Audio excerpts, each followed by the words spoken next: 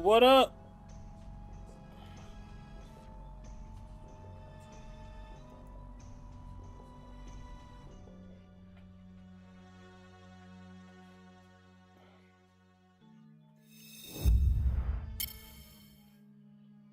Hey, look on the bright side. At least I don't look like Casper the Friendly Ghost, right? I don't know what happened in that video today, but it was too late. How we all doing, folks?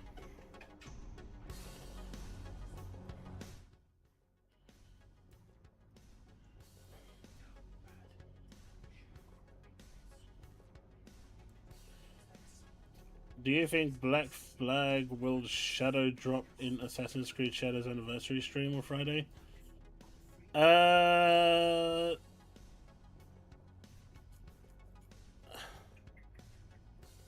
Let me see if I've got any information on that. Probably don't have much.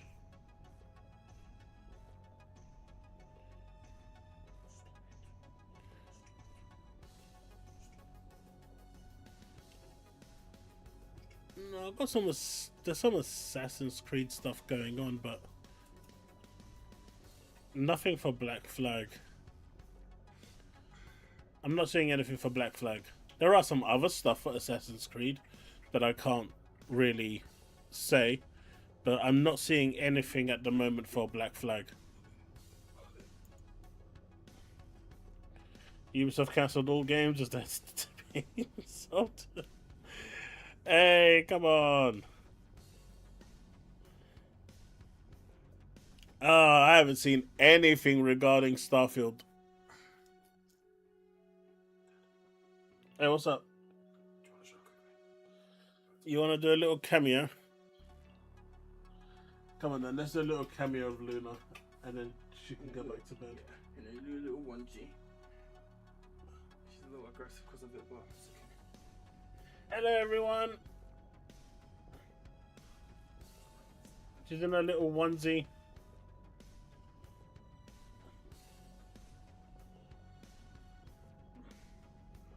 What is it? Hello Luna! Hello chat!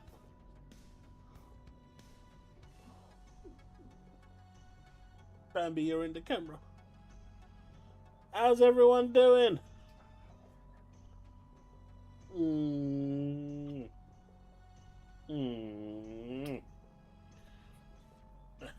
Calm down. Here you go. There you go. A little cameo from Luna before she goes back to bed. Oh. So, how have we all been doing? It's been an interesting last couple days, right? Especially with the DLSS announcement. That's been insane.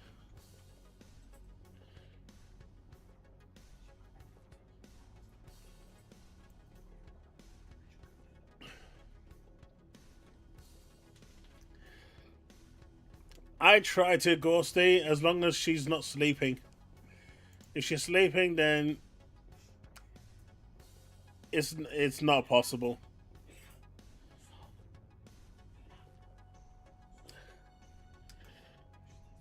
Diablo. She drives me up the wall half the time. Running around, grabbing whatever. She's got this little space behind the sofa that is like almost like a sanctuary where she believes no one knows that spot. So she just grabs everything she can, whether it's a bottle, a towel, a back scratcher, anything that she can grab her, her jaws on, and drags it all the way to the other side. Whether it's my slippers, the kids' shoes. Ugh. You just go around and it's just a pile of just stuff.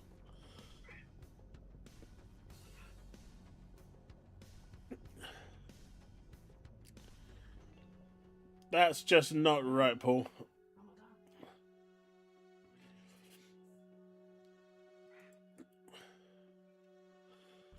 Oh, man. I'm actually early today, kind of, because, the missus woke me up. So that was interesting. Also, you know that stream I did, I think yesterday? It was yesterday, right? The one that I was doing some testing on. Because I had it demonetized, YouTube sent me like 3 surveys. Why don't I monetize my streams? And I'm like, go away! It was a test stream. It's literally written in its name. So dumb. But let's start with some news. Xbox news, in fact, because we're getting some games coming, and it looks like nothing is really coming for Ultimate for those on the console, just on PC. Which is a little weird. South of Midnight is a good one. Alters if you like that sort of thing. People are bigging up Disco Elysium. Like a Dragon Infinite Wealth is obviously a decent game. Absalom is one I'm looking forward to. Everyone should be playing Final Fantasy IV. Steve, your Barbie Horse Trails is finally here. I expect 1,000 gamer score. You got Resident Evil. I thought The Long Dark got cancelled. And of course, the only Ultimate specific game is on PC.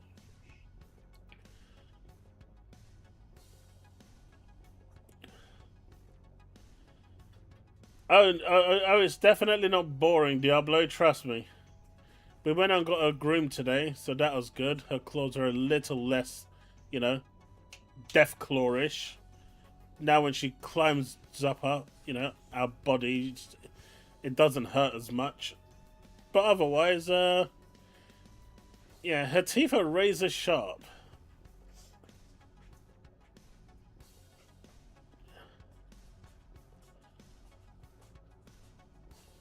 You already bought it? That's what I like to hear. Never wake her sleep. Mate, we don't have to wake her up. We just move and the head just goes... Broop, broop. It's like she has a radar. She's sound asleep. The moment I get up from the sofa, it's like... Boop, boop. It's crazy. I don't even know how she knows. Like, I'm just sitting there watching TV and she's like sound asleep. And the moment I move, that's it. She knows, man.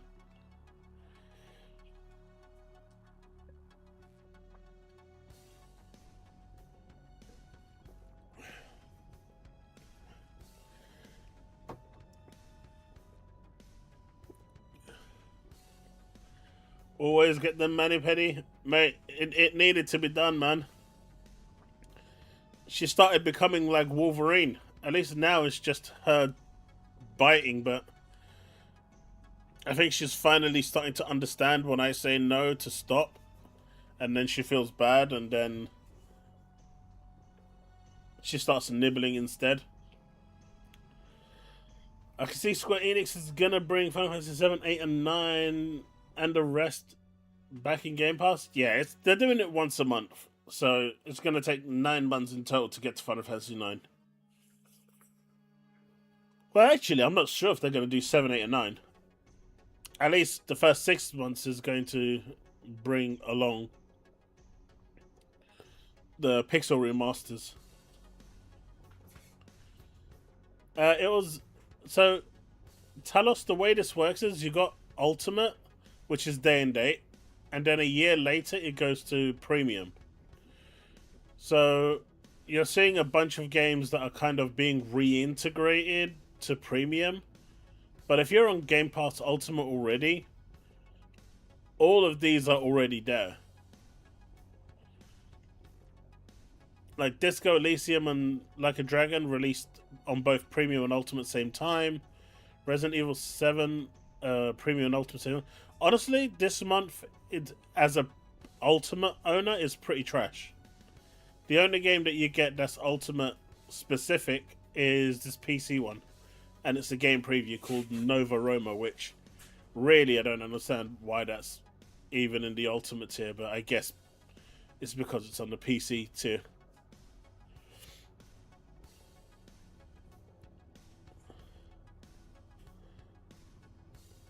Maybe it replaces next month, right?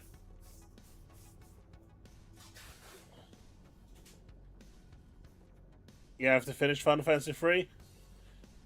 I had good times with Final Fantasy 3. I think I played the remake, the 3D version, on the 3DS.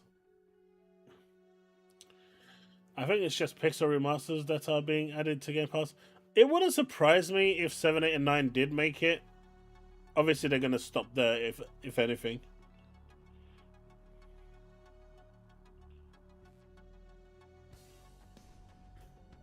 And look, this is the confusion that's going to happen with things. But yeah, as an Ultimate gamer, as an Ultimate subscription owner, the only game that you're getting this month that is specific to Game Pass Ultimate is Game Preview. That's it. Is this Nova? Everything else is going to Premium as well. So, yeah. Which is a little sad because you'd expect there to be a little bit more offering for Ultimate subscribers, considering they're paying more. But, oh well.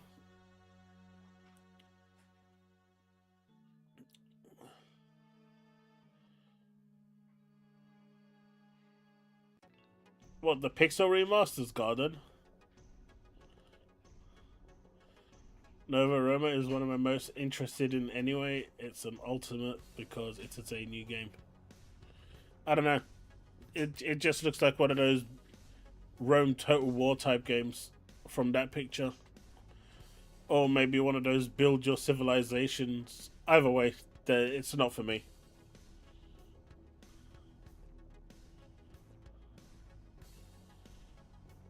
Yeah, this month for premium owners is great.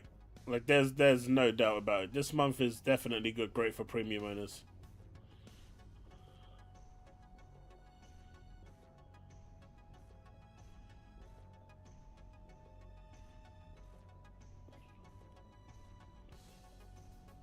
What games do you see might get backwards compatibility treatment if it's not gonna be the whole?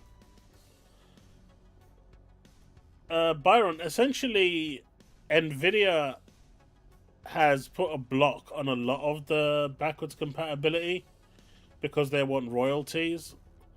So anything that's really using the Nvidia codecs from back in the day is essentially games that won't come along. And that's why Microsoft didn't port the whole lot, because they could if you know they had full control. But Nvidia wanted royalties for it, and Microsoft said no. So, not really sure what games will come over.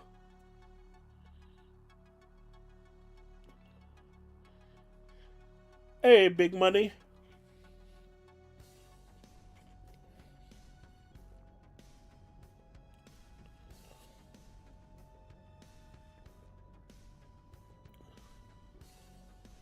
I don't know, I'm enjoying Dragon Quest VII Reimagined at the moment. It's doing really... I'm enjoying it.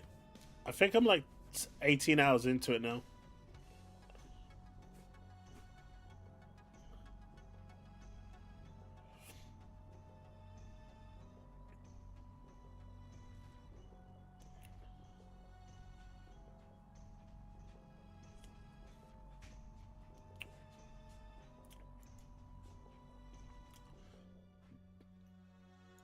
But this one over here, Absalom, we have a short trailer.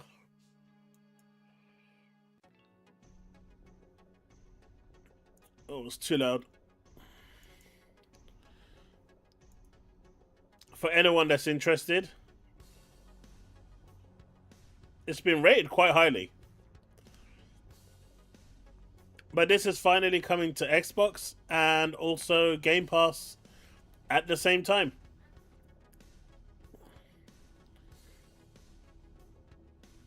The Rebellion is coming to Xbox and Game Pass.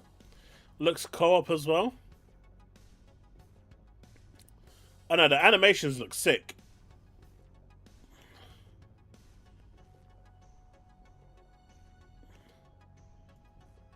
March 25th.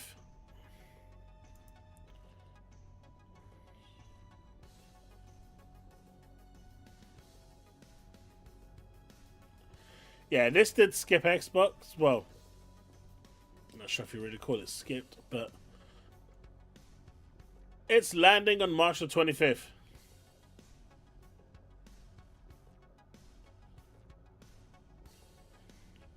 Now, that's not why Hargreet got heated.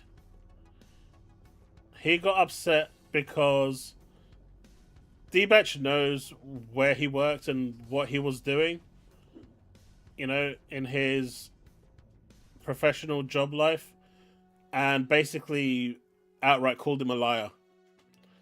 And that's what got him annoyed. And I stand by Hargreet. He did the right thing. I would have kicked him off as well.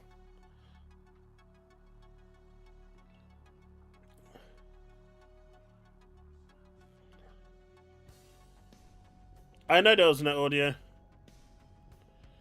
It's got copyright music on there, and I just can't be bothered to mess around with the videos at that point.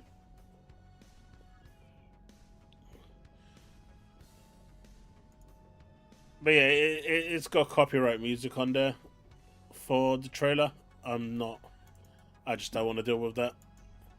Companies need to stop using copyright media. It's getting annoying.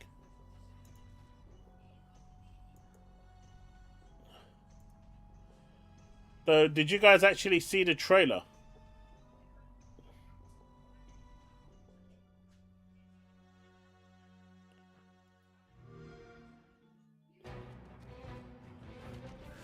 Let's watch this again. I don't think you saw the trailer. Yeah, Hargreet had every right, man. Hargreet had every right.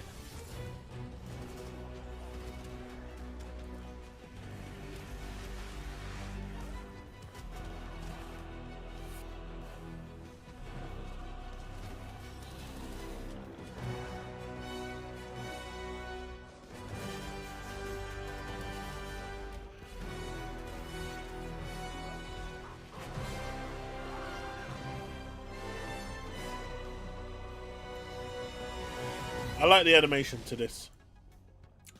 I do like the animation.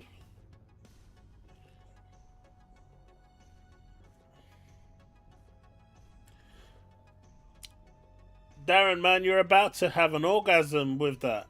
Is it skipping Xbox? No, it's coming to Xbox on March 25th. Dude was about to bloody explode.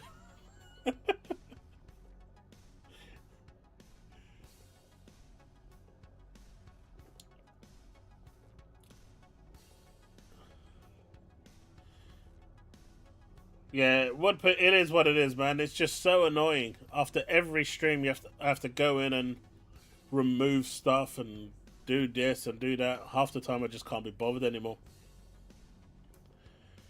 Ah, look at this! Who the hell is Pulp Culture Gaming? I know they're from the Xbox community, but this is a bit dumb. This isn't happening, and people spreading false rumors about this really should not be doing this. Justin, rumor, Asher has internally decided to stop future ports to PlayStation. Yeah, she hasn't. I'm telling you that from now. Current games in development for PlayStation will still happen, but experts also seem to think day one first-party games will be removed from Game Pass, creating new revenue for Xbox. Look, I've always said this. If they stop porting games to other platforms, day one is gone. I don't believe this for a second at all. Yeah, I'm not on the ball today at all. I don't believe in this at all. But, you know, it's there. I think it's a whole load of bollocks. I would not believe this. I know I've seen people, running with this. I'm not making any content on this. I just thought I'd mention it here because I know it's going to come up. It's bollocks. It's rubbish. Don't believe it. Wait until the official channels say anything.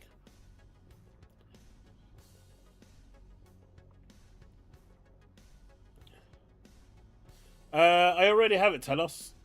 Sony was kind enough to give me a copy. I've been meaning to stream some, but Just not had the chance. Maybe I'll do some tomorrow if I'm awake enough.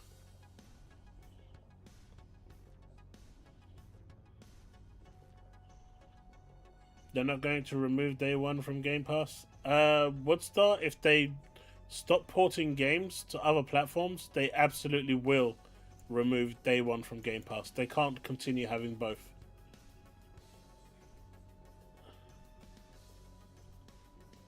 So you can't have both. They've tried it and it didn't work.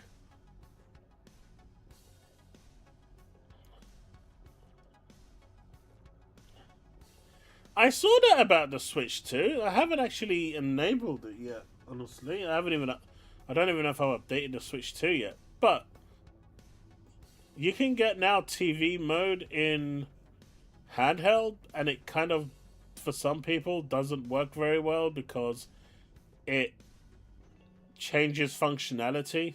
Weird stuff.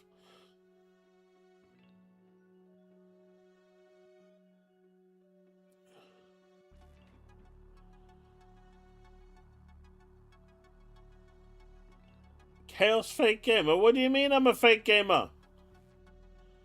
Hey look, I actually like Marathon. Believe it or not. I'm not good at it, but I like it. I think it'll do fine. I don't see it going the way of the dodo like Concord.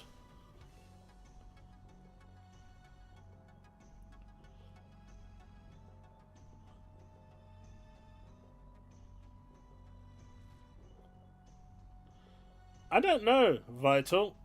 We don't have the numbers or anything like that to say one way or the other on who's still on premium. I've seen a number of people that have dropped from ultimate tier down to premium, and they're preferring it that way now. Games that they want to wait for, they can wait because they've got, lots of games to play on premium. And at the same time, if they really want a game to play, then they'll just buy it. Right? So I'm seeing a lot of people downgrading to premium, which, is a fair assessment. Maybe that's what Microsoft is trying to do. Who knows?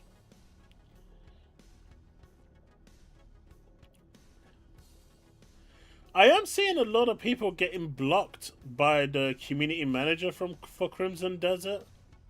And I've seen like 5 or 6 people now just today blocked by them just for asking where's the base console versions,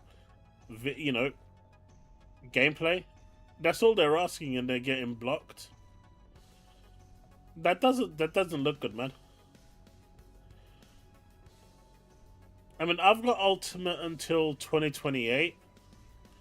On Black Friday, I'm hoping there's going to be sales again, so I can pick up another year's worth for like £120, £130, and then I'll just pick another one up then. And I'm not paying the full whack price. I just look for deals, and when I find those deals, I pick it up. That's how people should be doing it, man. You don't need to be paying $30 a month in order to get it. Just wait for the deals. They come all the time.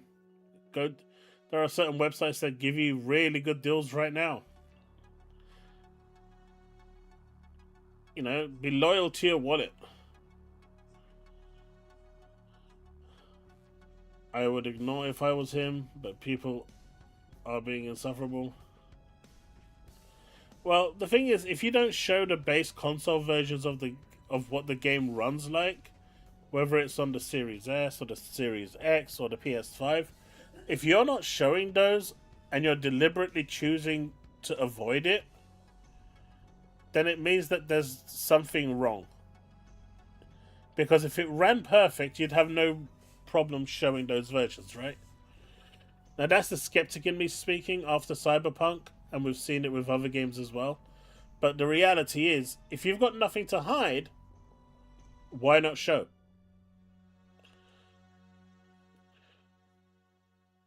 We'll decide closer to the time if I'm going to resub, since honestly I found myself using it less I mean, the way I look at it, Ghosty, it's 130 quid, right? The price of 2 games. I'm going to play 2 games. And then anything after those 2 games, even if it is just me trying them to see if I like it or not, technically is free. So after you've played 2 games, and I'm pretty sure there'll be 2 games that you're gonna want to play from Microsoft. Everything else that you play from Game Pass in that year, it will be free.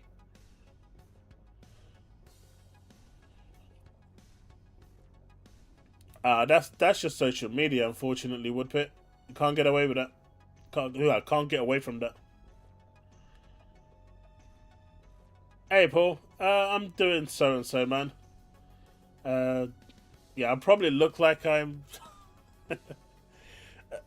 a little drowsy and whatnot. It's just some health stuff that I'm going through at the moment. But overall, I'm okay.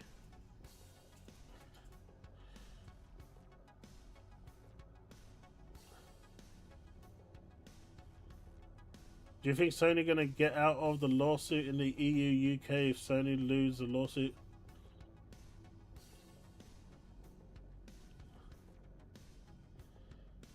I think Sony has a good chance of losing that, considering there is precedent now for it with the Epic and Apple case. So I do think they're probably going to lose the case. What I'm more interested in seeing is the 30% that they charge on the storefront, because obviously Xbox console charges 30%, Valve charges 30%.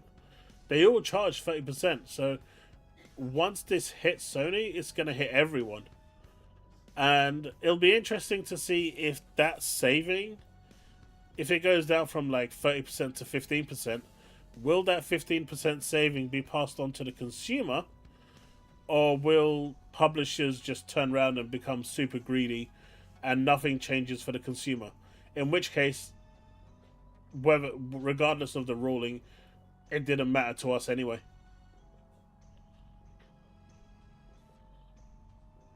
That's because the sum total of this year there's been 0. There's not been much in Game Pass this year, has there? Like realistically, uh, if you wanted to play South of Midnight, you'd have already played it. Absalom, maybe you might want to play that. I can see that being up your street, Gorsty. But that's it. Everything else that's been coming to Game Pass recently has been kind of old. Forza Horizon 6 is coming. I presume you're going to play that. So that's already like 70 quid. So that's half of your Game Pass paid already for the year.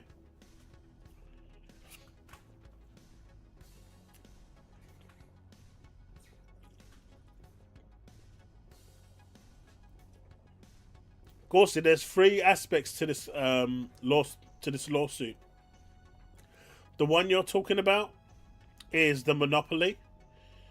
That they're gonna lose that one, 100%, because it's anti-competitive. The one with the DLC, it looks like they charge 30% for the game and then additional percentage on top for the DLC. That's my understanding, which is weird. And then the third point that they're being sued for is the storefront's 30% that they charge, that all these companies take for. So there's 3 points to this lawsuit. It's not just one. Isn't Death Stranding 2 releasing on PC in a few days? It is, Byron, and it's going to have ray tracing, which is interesting. Hey, Kage.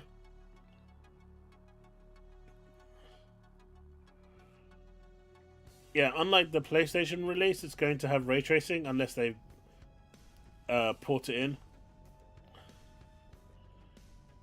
Hey, Nocturnal, how's it going, buddy? So yeah. But yeah, I wouldn't listen to what this... I don't even know who this pop culture gaming person is, But I wouldn't believe this until we get an official statement. But personally, I'd much rather have day one games on Game Pass because I utilize it a lot. For me personally. But that's just me.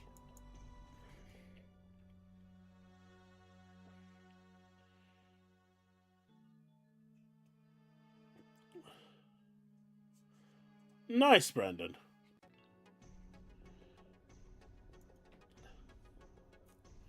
Now we've got this. Some of you may know who this is. It is Moore's Law in something. But everyone knows him as MLID. So he's now saying what I've been saying for over a year. Let's have a quick listen.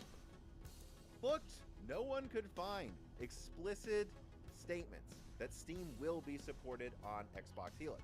That continues to just be something some journalists are doing on their own to get clicks for their titles and have you read their article. But Xbox has not said Steam will be supported on Helix. And again, it might be supported, but that's not the point that I'm talking about. Hear me out, all right? Would it really surprise anybody if there's some scheme going on behind the scenes whereby Microsoft creates some sort of Helix-approved unified storefront where... There you go. That's the point.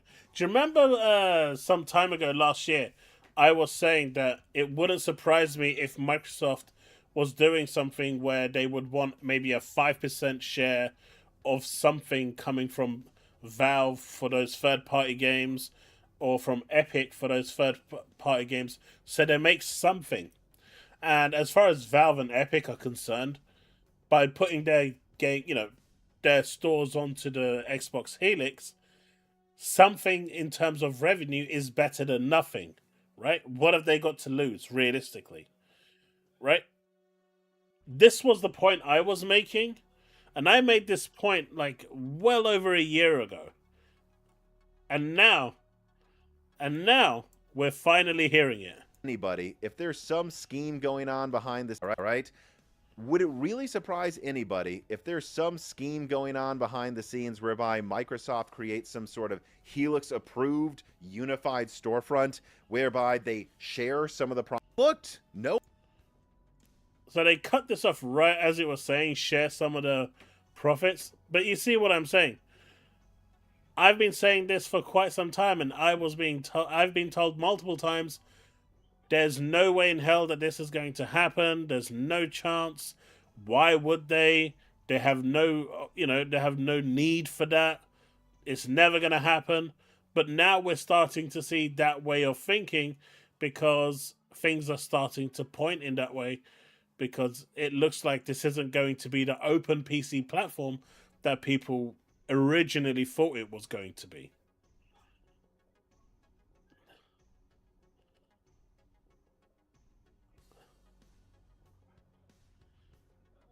Yeah, I upped the volume again, Tyler, so I replayed it. But do you remember I was talking about this not that long ago? Well, actually, it's been a while, but... And I was saying that this is literally what my plane of thought.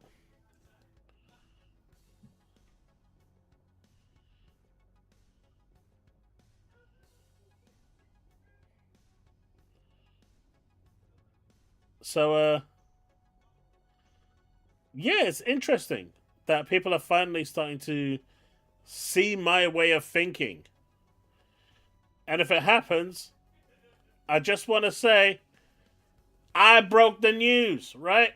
I broke the news. Unless it doesn't happen, then he made it up. That's how it works, right? With how hip hop does it.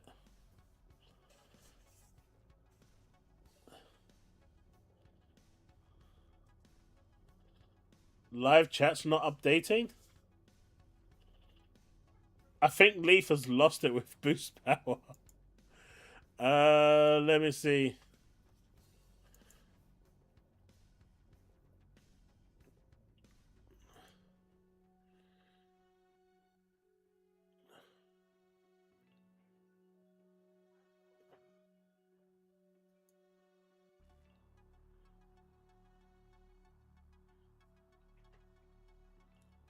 No, live chat seems to be updating fine.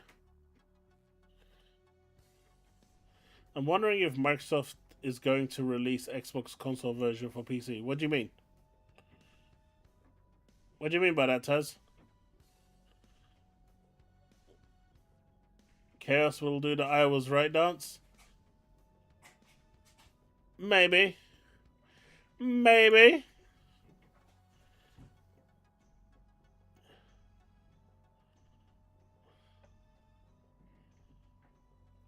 I know you're referring to the Switch. I got no idea where it's coming from, though, outside of Paw Patrol, maybe?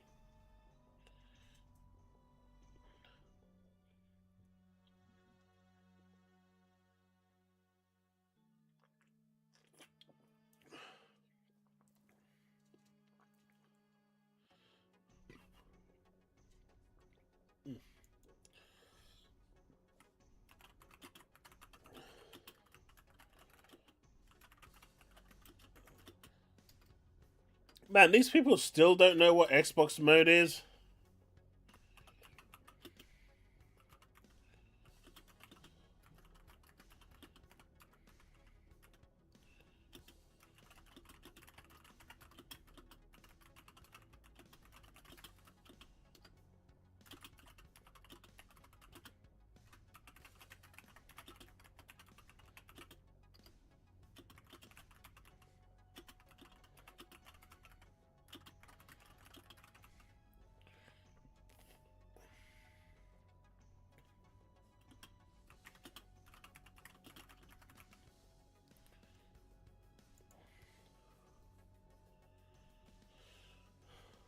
Emulation and storefront.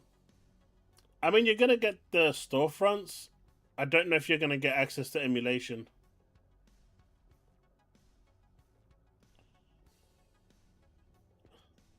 I don't watch Dreamcast guy, but 9 out of 10 he's just fake. And MBG, he actually crashed out. I'd love to see that one though. I am going to watch the Starfield stuff. Yes, we're going to check that out in this video, and we're also going to check out the Digital Foundry video for DLSS, because I think those two are pretty much the big topics for today that I want to cover.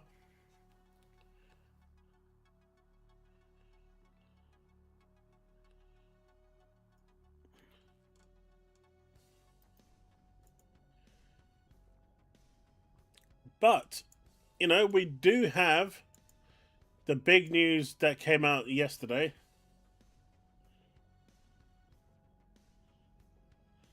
No, I don't.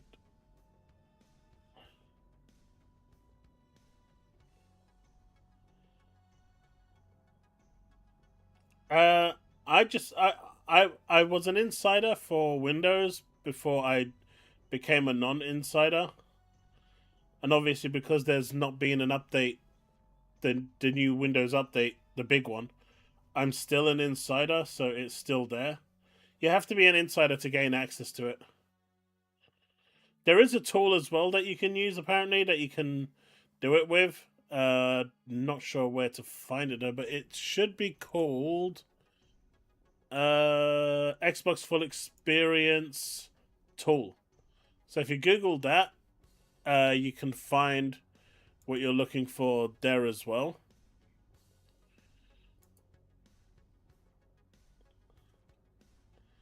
But that should help you do it.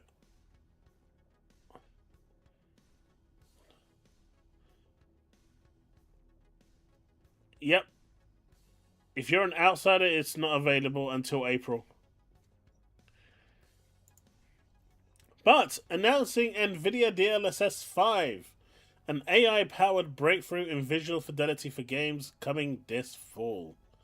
Now, NVIDIA have said that, well, at least in the article somewhere, it says that they were using two 5090s in order to get this visual clarity. However, they have said that by the time they release DLSS 5, it will be running on single cards, so there is that. However, it does look rather impressive. I think this one over here, they probably shouldn't have done. They dolled her up a bit too much, in my opinion. But outside of this one, I think it was they all look kind of good, right? Nope, I know you are going to demonetize me. Yeah, I just think they, they just done a bit too much with this one. Whereas if you look at this one over here, it's way more impressive, right?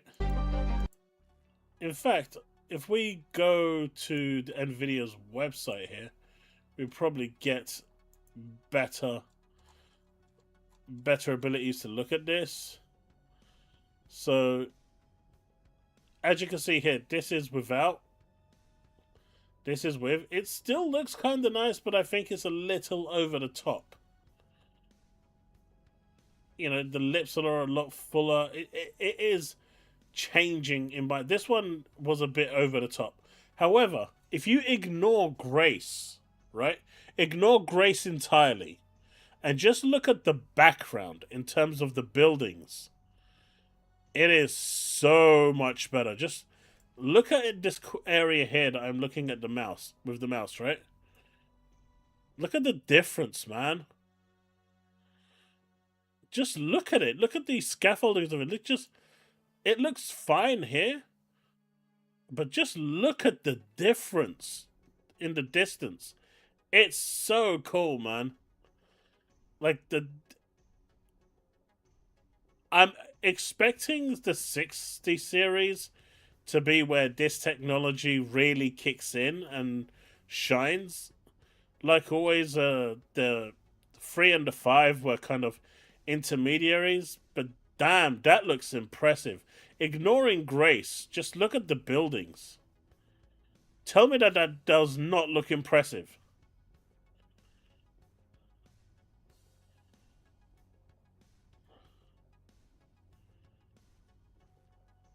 Now, I actually think this one over here shows you way better in terms of how she looks.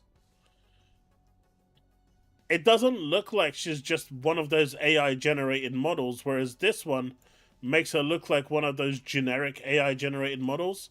This one over here doesn't. At least to me. Just go away. Right? This one, actually, you can see, in my personal opinion, the proper lighting and everything added to it. And it doesn't... it's not completely transformative, but more additive. But then you can look at the background as well, right? And again, the background just looks just that bit better.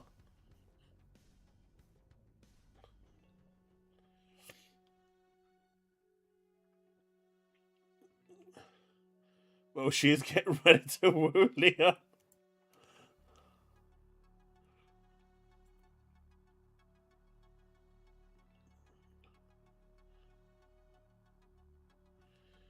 Nah, I don't think she does.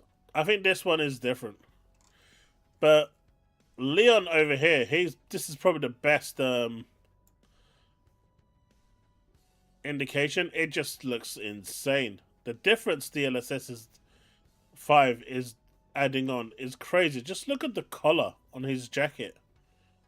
It just adds so much. I don't understand. I mean, look at the car in the background. The window in the background of the vehicle. You could it's crazy, man. I don't understand why people are crying over this.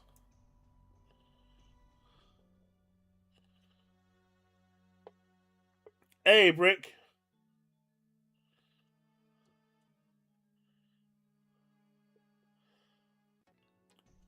You do, Brick. You do, Darren. But from the general consensus that I get, especially from PlayStation fans, if the graphics ain't good, the game is crap. So they won't play crap-looking games. So it needs to be photorealistic. Otherwise, the game is trash. I don't make the rules. I just go by what PlayStation fans say. So I'm surprised to see any of the PlayStation fans even remotely complaining about this. No, there's a lot of people that like it, Brick. It's just most people want to just re-it this for the sake of reing.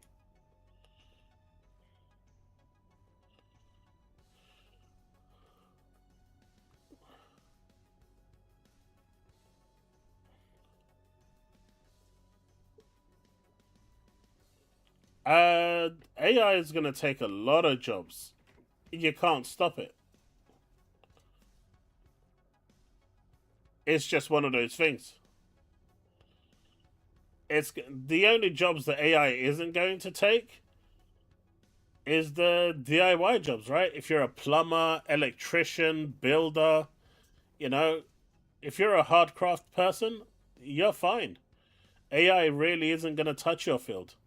Anything that's tech digital, it's going to come in, and it's going to come in hard. It's been already replacing loads of stuff, man. And AMP could stop it. uh what you're talking about, Brandon, is a whole Battlestar Galactica reset.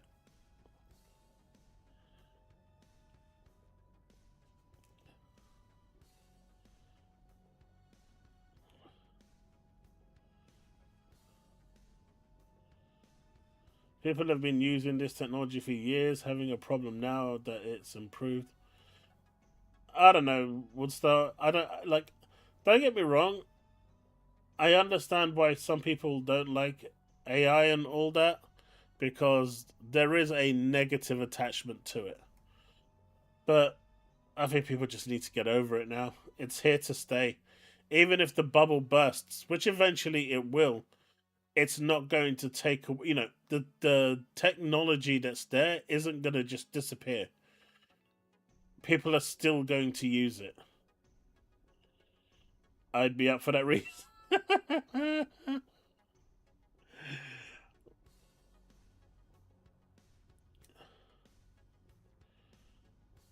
Yeah, Darren, they won't be ready in our lifetime.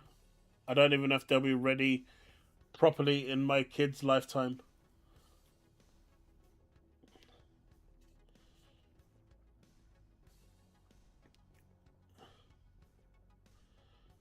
And by the time they're ready, we'll probably all be living in like some Earth Federation in Star Trek where money won't have a value and your value will just be from based on contribution towards society.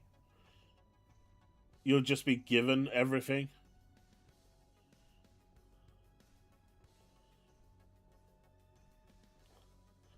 Because AI has existed well before everything now. How do you think they make video games? Do you think they copy and paste? I mean, do you think they create every single thing that you see in video games? No, they get the AI. They've always got AI to generate stuff to populate a field with 30 trees or 500 trees or whatever. Scatter it around. It's all a form of AI. It's all a form of technology that does the work for you. Even scripting today, when you're writing code, half of it is already written for you. You just add the variables in. All the syntax is there for you. The system does the work for you. You just need to know what to start writing, and then it just comes up. Most developers that you see today, they start writing tabs. Type a few letters, tab. Type a few letters, tab. Type a few letters, tab. That's it. But it's not like it was back in the day when you used to open Notepad and write a whole website out. Those days are long gone, man. It's just now they've decided to put a name to it. Look at my Discord. I don't see anything on my Discord. Man, that mouse PI looks insane. You didn't send me anything on Discord. Or did you?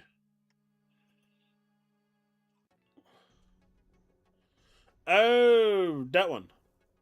Six Cereal. I'll have a look at that in a bit.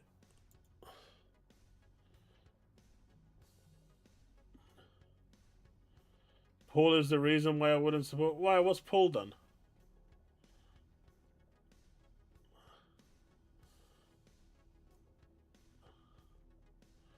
But yeah, I actually like it. I like what I'm seeing. Like, there's such a big difference here. I mean, look at the transformation from this one to this.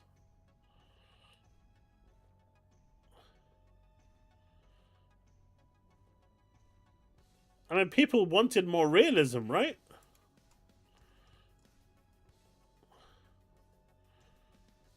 I mean, this one is crazy. This one is just crazy. That's such a big improvement. That's crazy. It's almost like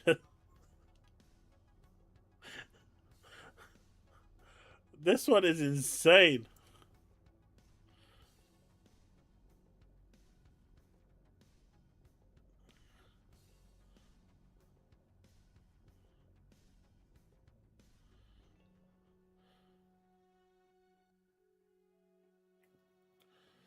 I mean, I've lost jobs to automated testing, which is essentially writing a script and having the script do the work for you. It happens, man. Uh,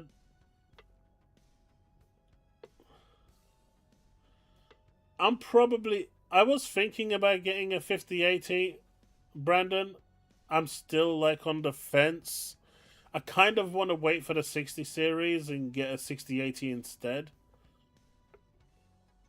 That was always my plan, to get a 40 series if I could, and then jump to a 60 series.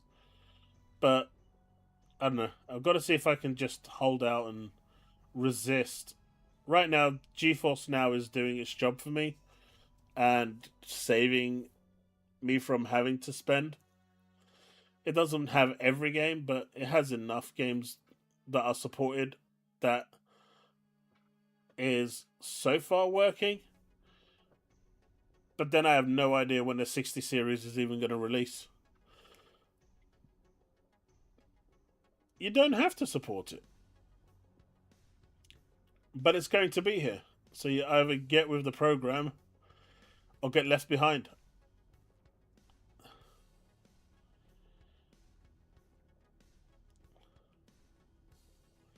Yeah, Starfield is just that's like crazy. Where's the look at it, man? Look at the lighting on this. That's crazy. This one was probably the most ridiculous one. Mate, this is literally transformative. That's just mental. That is mental. Bloop bloop. Bloop bloop. Bloop bloop. 2028 is the tooted date. Hey, look at it this way. If I save up from now, I might even be able to afford a 6090. I'll get one of the ones that self-combust, knowing my luck, and it will just blow up in my face along with my PC. Let's go! But I'll probably stick with a 6080. If I start doing that now, who knows?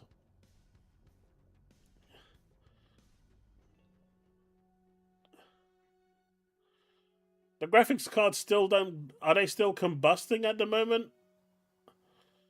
I only saw a video of someone's graphics card catching fire about 6 months ago, and she was asking if this looked like a bad thing while she was streaming. She put the camera down to her PC and said, "Hey, look, I've got smoke and sparks coming out of my graphics card. Hey, chat, do you think this is a bad thing? Do you think I should be worried?" Uh,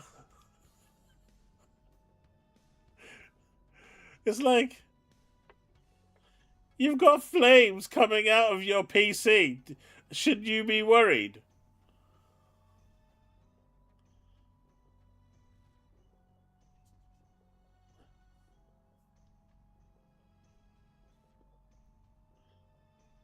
So, Darren, you're not going to use PSSR, right? I'm just curious. Are you going to use PSSR? Because that's AI. And since you don't want to support AI, I assume that you're never going to touch PSSR, DLSS, FSR, or any of these AI-powered upscalers. You're not going to use any of them, right? You're going to stay true to your principles. You do not want to support AI. You're not going to do anything that supports AI. So if going forward from this day forth, you're going to be playing your games at 560p. Is that correct? It's still so you're not going to support FSR, right? You're going to make sure that FSR is disabled in every game you play. Because FSR is still AI. Mate, FSR is going to be enabled. You're playing it, so you need to stop playing your PS5. You need to sell your PS5 and go back to the days of your PS4 or PS3 where upscaling was... I mean, PS4 had checkerboard, so that's AI as well. So you can't play the PS4 anymore. So you need to go back to the PS3. I don't think the PS3 had an upscaler. So you should stop playing video games. Yeah, you should go back to the Dreamcast. No more PS5 for you. That's it. And do I want to buy PS2?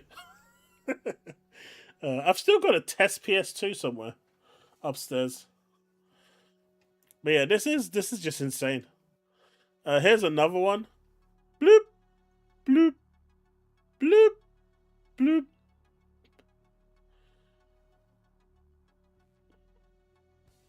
It's crazy. The difference is just insane. Look at the books in the background. It's just so crazy, man. I don't know. I like it. I think it's awesome. But like I said, I don't think it'll be ready until DLSS 6. Look at this kid. They call me Bernardino. Now I'm normal face. Bernardino. Normal face. I'm an ogre. BFG. Ogre. BFG. Ogre. BFG.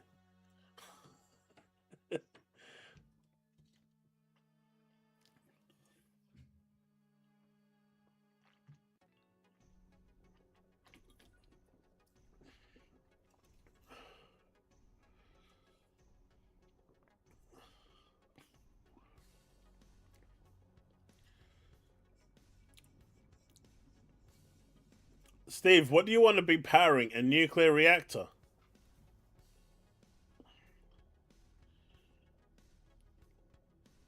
Hey, if I'm not going to have some fun, Ghosty, what's the point in doing anything? Look at this one. Just... I mean, obviously, it's lighting being the biggest thing here, but it just makes everything pop out. I think it's cool. Look at this one. This one turns from a old lady who's doing fine to an old lady who's about to die. Still in her prime. Pretty much dead. Prime. Dead.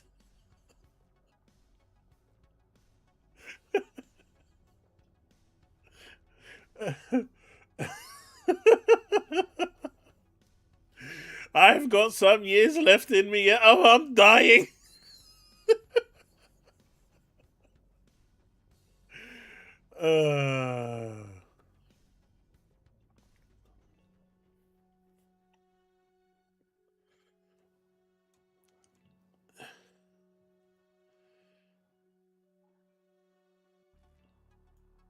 Yeah, these demo shots aren't perfect. Like I said, if you look above where I was showing you last time, like the lamp on the Grace one, it's weird why it's not showing.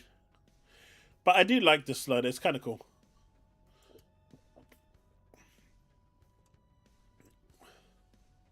This is another one that I like. Just look at the wooden cage, the carpet.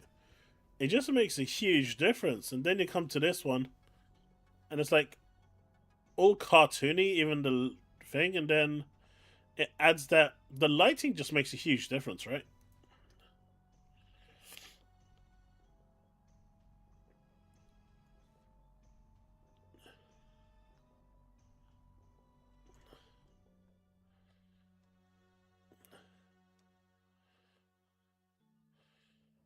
You don't need a PS5, but you've been out here defending PS5 for the past, what, year? DLSS 4.5 is dead to you? Mate, I've hardly used DLSS 4.5. That's still new to me.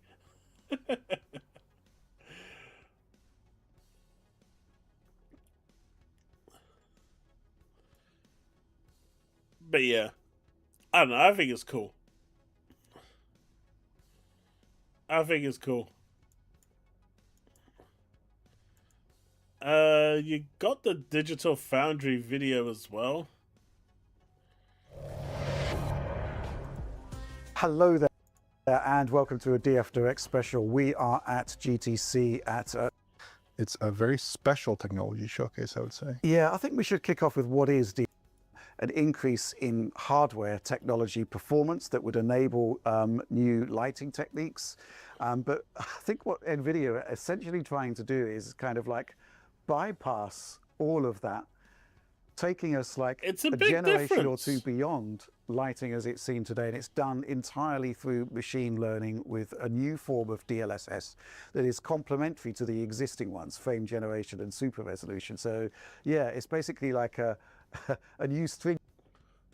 Like what we've seen over, what we've been watching over here, is still get away, man.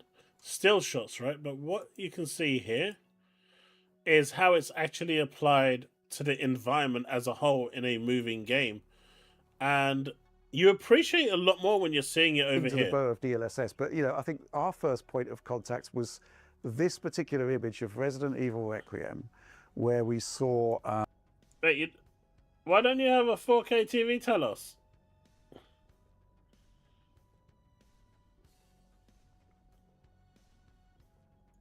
This sequence here. So that's the original past-facing version that you're seeing there, and then kind of like the DLSS 5 take on it. Oliver, what do you think of this? Because this is like quite extraordinary. We honestly, when we saw this for the first time, we didn't know actually what DLSS 5 was. Yeah, this just blew me away. So basically you have Grace there in this scene. This is kind of a very famous scene from the beginning of the game. Yeah. And obviously the path traced render has a great lighting detail, but then they swap over to DLSS 5. The first thing that I think sticks out to anyone here is the fidelity and realism in Grace's face. And it's almost like we've integrated a grab bag of graphical techniques here in one fell swoop. Grace's skin has a much more convincing specular response with quickly diffused specular highlights. Her hair is a little more realistic. I mean, just look at the hands. It's so different, even though they both look deformed. I think they've got a long way to go to get those looking right. But you can see, like, even the jacket, I don't know, it just looks so much better.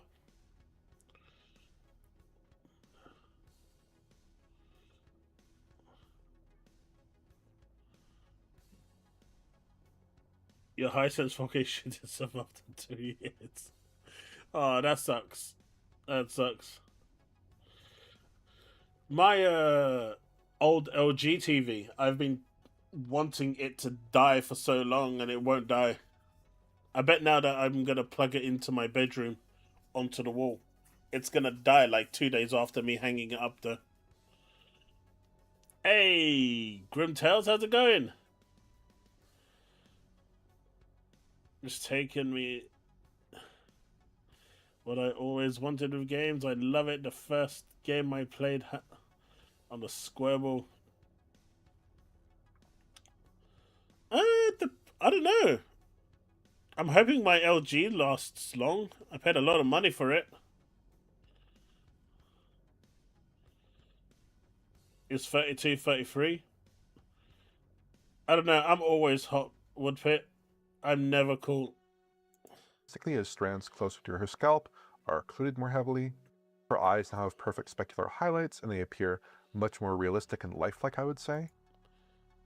So, you know, the difference isn't that huge, but it makes enough of a difference, I think, to warrant. When you're looking at things like the specular response in her jacket, those things are much more true to life as well. I would say the lighting in the background is also considerably enhanced, especially when you look at elements like this lamp post here. Where in the DLSS 5 view it looks much more convincingly reflective, like a real lamp post would behave in wet weather conditions. I think the kind of apparent aesthetic changes to Grace's face here will perhaps be most controversial, but throughout the other demos that we saw and the other shots that we saw in these games, I wasn't seeing nearly as much of a difference in terms of that DLSS 5 view of the character relative to a ray traced or path traced view of the same character. Yeah, I think the important thing to point out, though, is that it's not actually replacing assets as such. So geometry, I think that's quite remarkable because the geometry looks different on that Grace shot, but it's not. It's the same geometry. It's the same texture assets. It's simply going through a different form of lighting that, from NVIDIA's perspective, is kind of like next generation and transformative. And when you first see that shot, it's quite difficult to argue with that. I mean, you know, when you flick between the two, which one would you rather play? It's a bit of a no-brainer, isn't it? What's quite interesting about this is NVIDIA. So given the choice, chat, would you, if you had the ability to play 60 FPS with DLSS at 5 and without DLSS 5, what would you go with?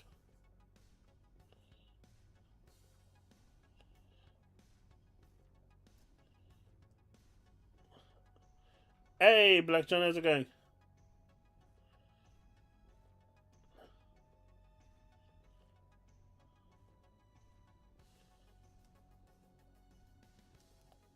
A very big puddle. I mean, in general. Stated intention for the technology. They're kind of like looking at this as... I mean, a lot of people are looking at Grace, but I'm looking at this background here. This area here. It's insane, man. Just let me just rewind that for like a second. Just look at it. NVIDIA's stated intention for the in technology. real time. They're kind of like looking at this as... It's such a huge difference, man. Almost kind of like trying to anticipate the original fully realized vision of the game developers here. This demo is actually quite interesting in terms of its technical makeup, in that it's using an RTX 5090 to run the past-face version of Resident Evil, but there's a second 5090 that's actually doing the DLSS 5 pass there. But the intention is, this is a very early demo. They keep calling it like a snapshot of current development for the model. Right. Yeah. So they're expecting changes, they're expecting improvements, but crucially, they're expecting to be able to do this on one GPU.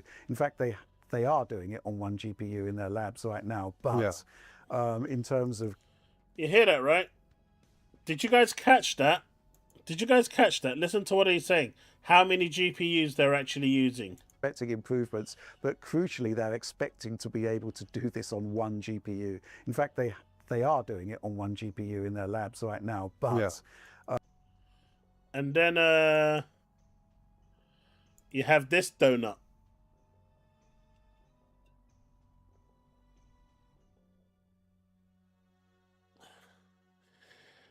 Look. I can't stress enough. These guys are so fucking dumb. They're so thick as crap. You can't make this up. It's so dumb. But they just love exposing themselves in just how dumb they can actually be. In terms of getting like full speed performance for the demo, they wanted to actually run it on a second one, but they're looking to continually optimize. Yeah, and they did say that they do have it running, like you said, on one GPU, and they basically made it clear that the VRAM requirements at this stage aren't so steep. Right. It couldn't run on a single consumer GeForce GPU, so presumably like a 5090 GPU. Right. They were running in this demo with two 5090s, but that's obviously not the intent. They want to ship it, they intend to ship it on single GPU systems when this launches in fall of 2026. Yeah, which isn't so far away. No, it's not so far away. Yeah, I mean, I don't know what to say. I mean, I think maybe if we look at some of the other demos here, I think we've Starfield lost is Leaf. a really interesting one because the base imagery, of course, is not ray-traced, not path-traced. And yet we're still seeing transformative changes here, particularly in terms of character rendering, which is an area where Starfield that's received insane, quite a lot of criticism. But again, That's insane. the effect is quite remarkable here, isn't it? Yeah, and I found this very interesting. So we saw this through a variety of games that basically they really do intend for that base render that's going into this, the base color, the base motion vectors, the base render to be as high quality as possible.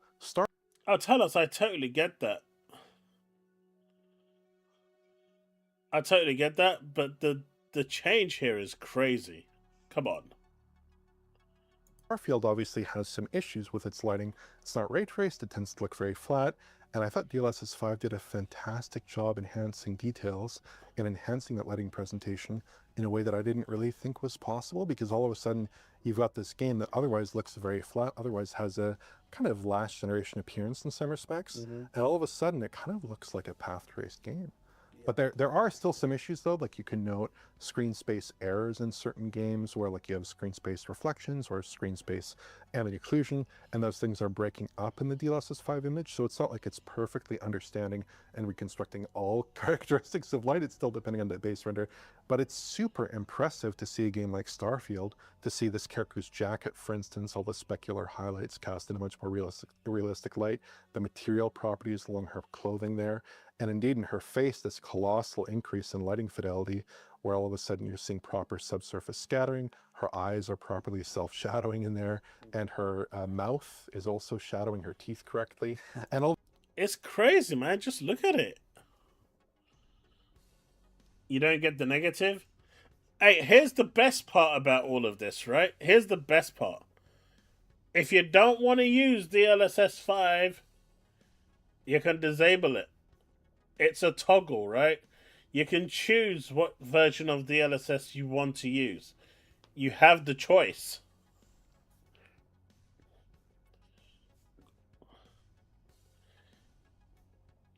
Do I think this will make gore? I think it will. I don't think it'll get people outraged. It'll be certified 18, right? Hey, Manad, how's it going?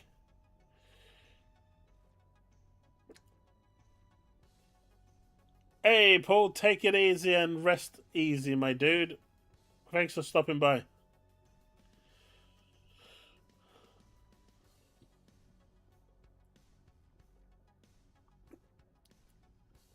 You can always disable it. Like, I don't see all these other characteristics that they pointed out to us that you don't really think about in the context of real-time rendering because you're so used to a lower quality image. Jesus, look at that 64K downvote. Because Digital Foundry are impressed. Than what, you know, high-end CG could provide. But all of a sudden, we're kind of in the realm of high-end CG with this technology. Absolutely, yeah. There are plenty of demos that we saw. We're going to be producing a much longer video where we can talk in depth about them. Let's talk about Oblivion Remastered. It's quite an interesting showcase of what happens when you introduce DLSS 5 to an Unreal Engine 5 title. Software Lumen now is like radically transformed into something quite different.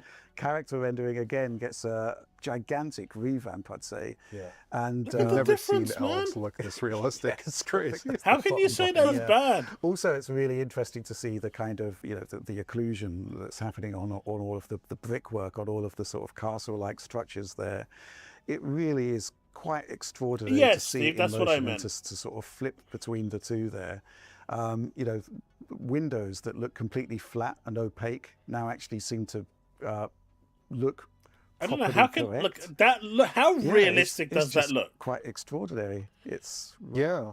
Well, it's funny because the old lighting in the game I thought generally looked quite handsome. Like I'm not opposed to Lumen, Like, and obviously just Lumen go back takes to some that. shortcuts, but here windows I don't think that people look completely really appreciate just how good this DLSS 5 makes this area look, how realistic. flat and opaque now actually seem to look properly correct. That's it's insane, just man. quite extraordinary. It's Yeah. Well, it's funny because the old lighting in the game I thought generally looked quite handsome. Like I'm not opposed to Lumen, and obviously Lumen takes some shortcuts, but here you're really just seeing all that kind of very coarse lighting detail brought out to like a really granular level where you get really tight shadows all of a sudden. I mean, not every game underneath needs to be awnings where realistic, the light right? is spilling That's the out whole over point scene of in a games much more like being realistic manner where you're cel-shaded getting those or contact having shadows, like and it's just Keeper, for remarkably example, improved with its presentation. creative art. Even they pointed out like some of the character models in the game are a little bit on the simpler side, but they You still think it looks look worse? I think it looks way better. when we put DLSS 5 on. I mean, they look a little bit uncanny, I would say, but definitely the overall portrayal of those characters is much more sophisticated. Yeah, and we also took a quick look at Assassin's Creed Shadows here, which is quite remarkable in how it's handling environmental lighting and shadow there. It's, you know, it's radically transformed. Yeah, I would definitely say so. Obviously, Assassin's Creed Shadows is Where's a game that is Banisher? a very handsome title, I would say. In where is general, it was Banisher? obviously part of our graphics of the year list This last is year. his time to But shine. when we look at that base render, we see there are some issues with like shadow maps, and maybe the detailing in the foliage lighting is not quite as granular as you'd like. You move over to DLSS 5 and all those issues are basically fixed. Like all of a sudden the game looks like it has ray traced shadows, when in fact, of course, we know that it does not. And like the fog is integrated much more nicely into the scene. The overall lighting presentation is just dramatically improved to the point where if you were squinting, or even Oblivion not really would squinting, pit. you could The mistake this for remastered an image of a Oblivion. real life forest, I'd have to say. Yeah, This they is are Shadows, attempting to bring the best Assassin's photorealism to Creed. games with this, which I think is quite interesting, but also quite controversial as well, because this is basically today's game engines viewed through the lens of NVIDIA's AI model. And I think it's fair to say that there's going to be a lot of discussion about whether Steve, this he's is the already right run off, so he direction. doesn't have to hear you say that. A lot of discussion about whether this is actually what the you know, the kind of ultimate intent of the developer actually is. Yeah. And I also think, you know, we were told that the way the technology works is it actually integrates into NVIDIA Streamline. Right. So although developers can actually tune DLSS 5 lighting seemingly to be what they want it to be, there's going to be a lot of DLSS 5 mods happening to a lot of games, whether the developers like it or not, I think. Yeah, I'd have to imagine that someone is going to get this in Optiscaler, and it's going to be a bit of a wild ride. But yeah, I mean, they even discussed, I spoke with one of the engineers in this project, and he mentioned that you could apply it to games as primitive as Minecraft and get like a Minecraft RTX style appearance. So this does not just apply to AAA games. It does not just apply to high-end graphics. We're already seeing that a little bit with Starfield, which is a more primitive title. Yeah. But it really could apply to just about any game that can supply color and motion vectors, I guess. Yeah. And I don't know, that looks obviously that's going to be a so matter good. of controversy. We've already heard that some developers are on board with the technique, that they really like it. They think This it can looks transfer so games, good. brings them up to the visual fidelity that they had imagined in their heads but could not deliver. But obviously this is going to be a work in progress. And it'll... Honestly, for me, I think seeing all of them, Resident Evil 9 looked good, but that game looked good anyway. But looking at Oblivion's transformation, I think this probably has the biggest transformation out of all of them. In terms of what you're seeing now, and then it turning into this photorealistic setting, and all it's doing is just changing the lighting for most part. also say that perhaps there could be some additional, they mentioned some tuning that might be involved, some exclusions that might be involved in this. Look at that. That looks insane, man. How can you say that that does not look nice? Red Dead Redemption 2 of the DLSS.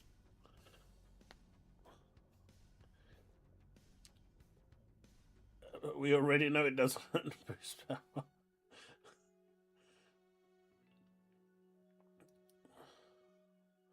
Woodpit probably. I'm intrigued at FSR Diamond. See if they gonna try and match DLSS now. They have time and seen what Nvidia have done. Probably not. Probably not. I don't know. That just looks crazy, right? Like the buildings looks. I don't know, man. It's such a transformative change.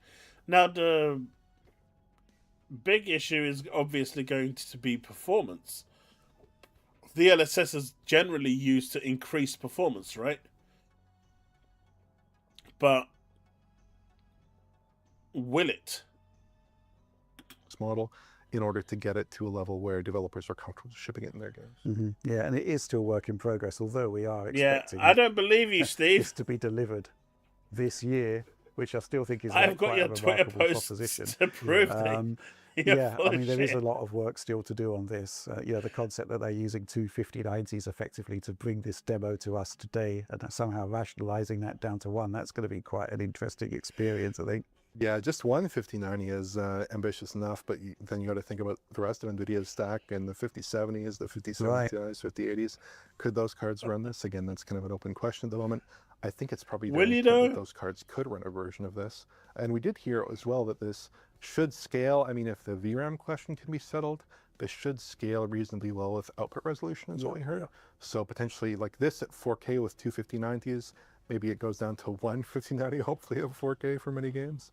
And then perhaps the other cards are capable of it at 1440p or 1080p. Yeah, so it is a separate component to frame generation and DLSS super resolution. So you kind of like still choose your settings, so to speak. I think it's also going to be quite interesting to see how the presentation changes according to the input settings that you choose from the quality menus and whatnot. What does DLSS 5's take on ray tracing look like versus path tracing, or without ray tracing at all? That's going to be quite interesting as well. But there's just so many questions. I think we're still struggling to kind of process all of this. You know, it's such a leap in computer graphics. I mean, it's almost getting beyond computer graphics and into neural rendering. Wait. How does it make games last longer? That's just what? Not even she said that.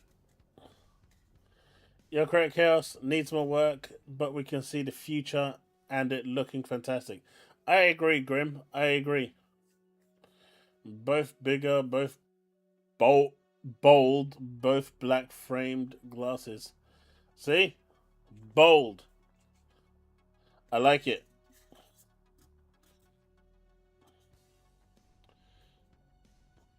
People are just pissed off with AI because it's increased the economy and cost of everything.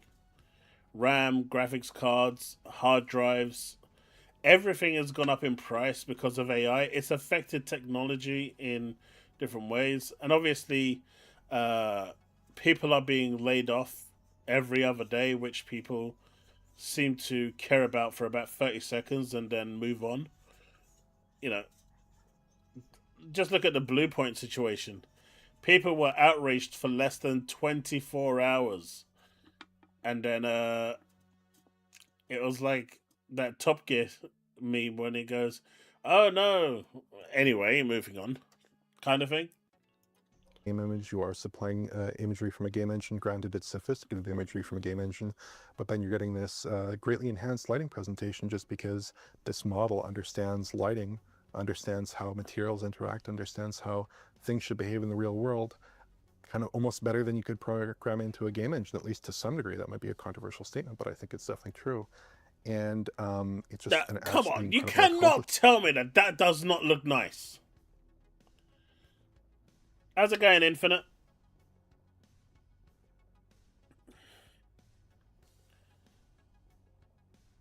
Not that I saw, Infinite.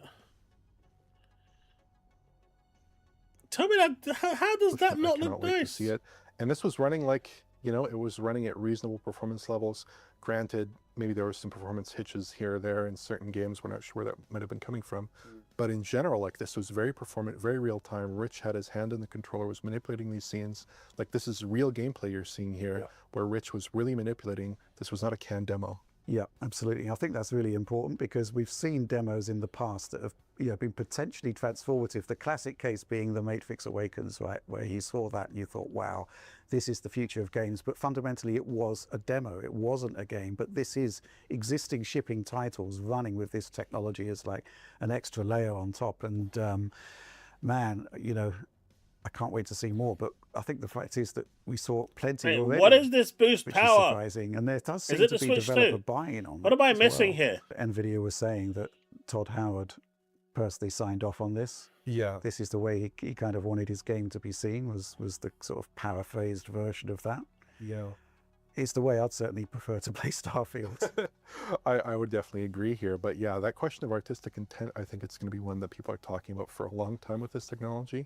But I certainly can see the improvement in fidelity, if nothing else. The massive improvement in fidelity, especially for games that are more realistic. I'd be very curious to see this interact with a game like Hi-Fi Rush or something. Right, yeah, what's Where gonna like that's happen a very deliberate style, obviously. Would this do anything that you'd want in an image like that, or would it be counterintuitive? Would it be counterproductive to that game's cel-shaded visual style? Would it actually produce an interesting result? Obviously, Is that a joke? Is what Gorsty said a joke? I can't tell.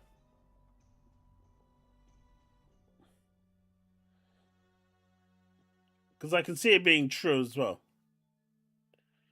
I just want to know. Chat, I'm just going to go grab a glass of water. I'll be right back.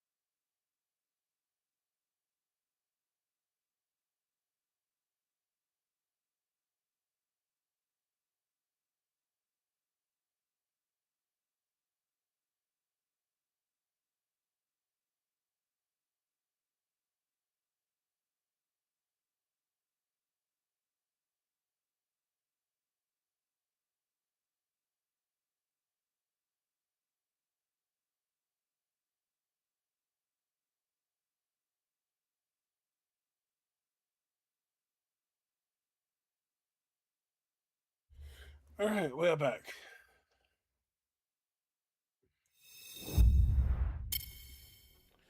So yeah, I think Freshie has stopped harassing me now, so that's a good thing.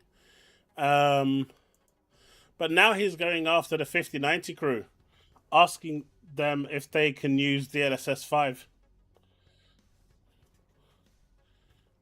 And I don't think he gets the concept of it not being available yet, but he thinks it's a gotcha moment that people can't. People with a 5090 can't use it right now.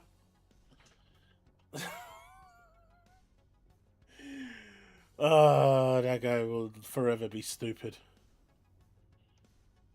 with Minecraft, that's something you can kind of get away with. But perhaps there are games where it would be less appropriate, and presumably developers would be not enabling it for those titles. Yeah, plenty of questions still I remain. know, that Steve, but he's the using it impact as of a this gotcha technology, moment, I don't think I've seen a saying that demo people quite can't use as it. astonishing as this for quite some time. But I think that's all we've got to say about this right now. Right now, because we want to do a much bigger video based on everything we saw. We spent several hours looking at these demos and talking with the My actual hair people is who fine, created thank the you, technology, Infinite. which was I'm happy with my a bit hair. of a thrill for me. Yeah, it was really exciting. So yeah, look forward to more from Digital Foundry. But that's all from us on this one. Like, subscribe, share. They did, and you saw Tumbleweed.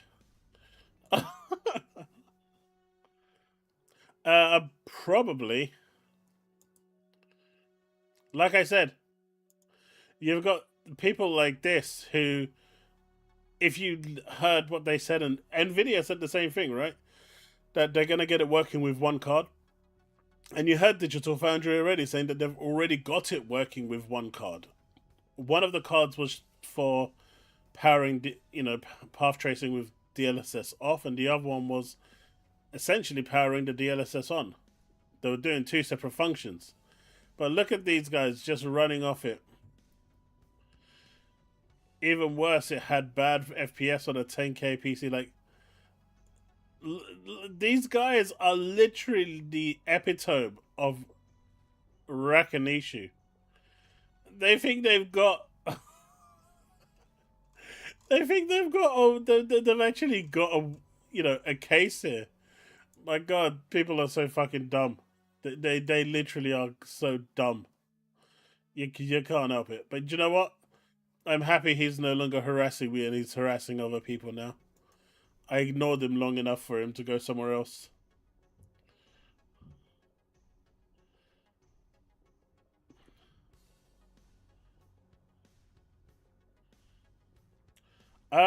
I was jumping onto Starfield.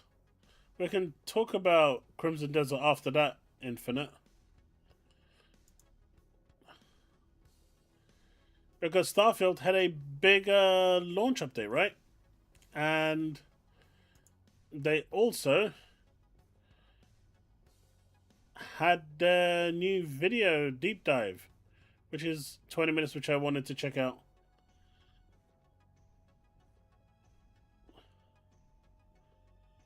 But what's going on with Infinite Desert?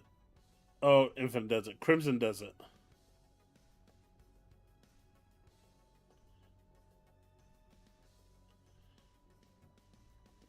Look, I want 10 times frame gen or it's just useless. That's all I'm saying. Without 10 times frame gen, it's pointless. 10 times frame gen or nothing.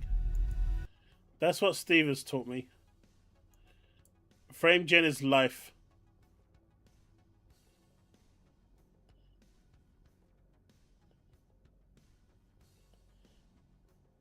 Well, that's what I'm about to watch, Infinite. I don't really know much about this update. I haven't seen anything. Well, I actually fell asleep. Which is unfortunate during the day. I woke up an hour before the stream start.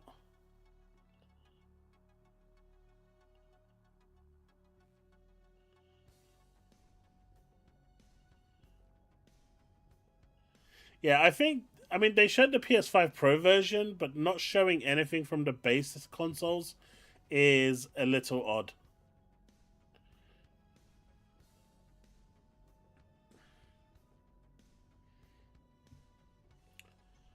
I think it was like 1%, but it will work on the 5070 Ti, the 5080, and the 5090.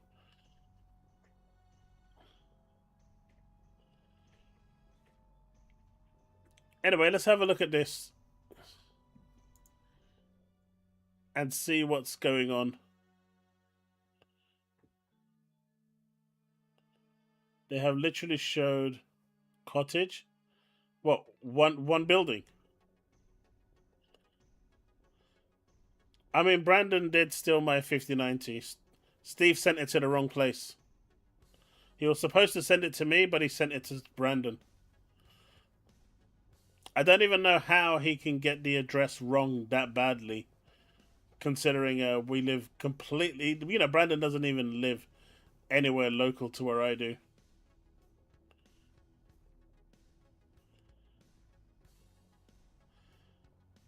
Steve, it's because it pushes that narrative that PC... I mean,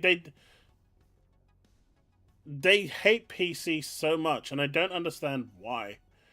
And honestly, I actually figured out why PlayStation fans right now are so insistent on them saying Helix is a PC.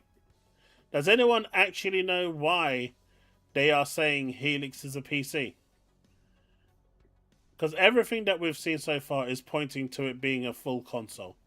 But they are insistent that it's a PC. And I figured out why. And it's so amusing, but I figured it out. Does anyone actually know why they're so insistent that they want Helix to be a PC so bad? Like, they are desperate for it to be a PC.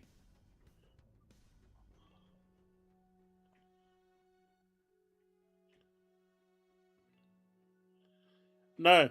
Do you remember last year they were all standing round a circle, holding each other's dicks and circle jerking each other.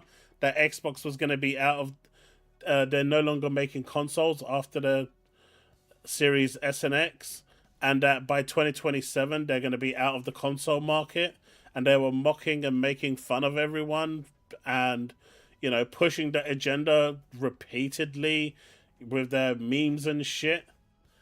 So in 2027, when Xbox does release their next generation console, that circle jerking that they were doing, holding each other's dicks and making each other come all over each other through excitement that was going to be the last console, is going to backfire very, very rapidly. That is what they're trying to avoid. Tell me I'm wrong. Tell me where I'm wrong.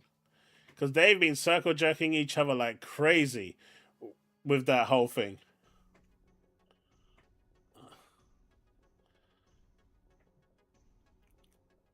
And that's, if you realize, I put a tweet out asking, has Digital Foundry even seen the console? And no, they haven't. They're just making guesses. It's obvious what it's going to be. Someone installed Linux on PS5 and play Steam games. Yeah, I've seen that, Vince. I've seen that.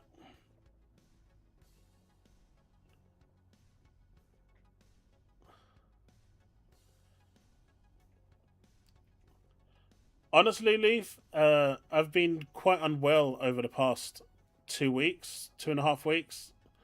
So I've been doing a lot of sleeping most of the time, and quite a bit more gaming. I actually finished High on Life 2. Woo! Good game, by the way. I really liked it. A solid 8 out of 10. I'm just enjoying gaming at the moment, man. I'm really enjoying it. I think I'm well over halfway through Dragon Quest now. So once I finish that, I think I'm going to go and finish Double Exposure. Oh, they are, Telos. 100%. 100%.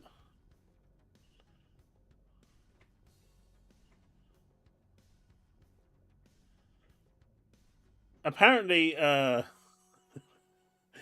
if you listen to them though, apparently all I talk about is PlayStation non-stop. Apparently I don't talk about Xbox at all. I don't cover Xbox news. I don't cover gaming news. I don't cover anything. All I do is talk about PlayStation 24/7. Apart from Steve, who's obviously going to say that is true. You guys know that's a load of bollocks, right?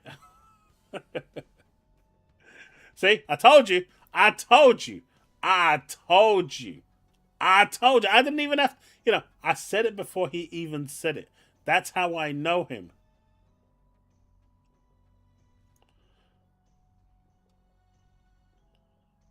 Hey, Shinzo. But here we go. Let's check this out. Starfield! Among the stars, humanity can seem insignificant. Our achievements can be dwarfed by the vastness of space itself. But the galaxy is at our fingertips. We must enjoy the ride.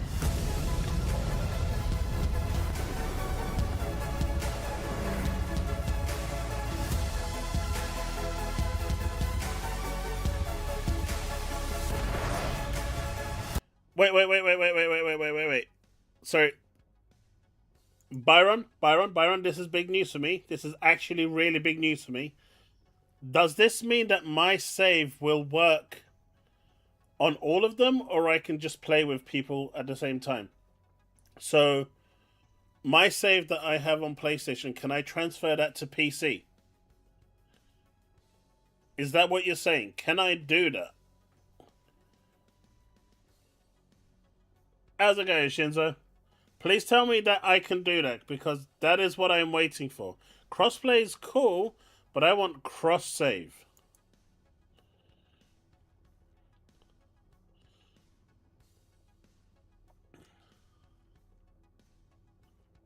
Ah, so crossplay only, not cross save. No.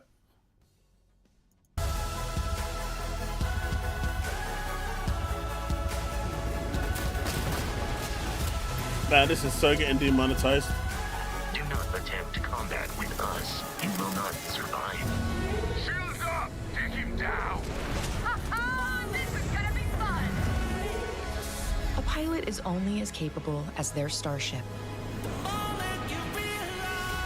A ship only as useful as its Why crew. is the music so loud? You suck, Bethesda.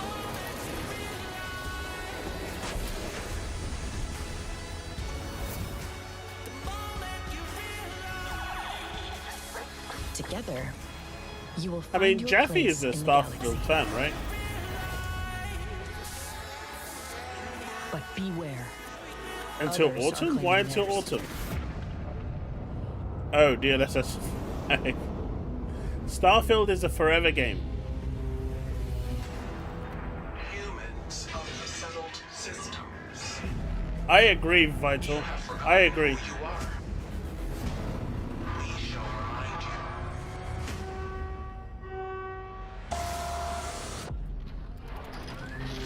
you. Dude, back in the day, Devastator, I could take out bosses with like one headshot on my marksman rifle.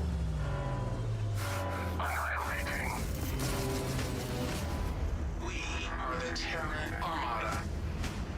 And none shall stand in our way.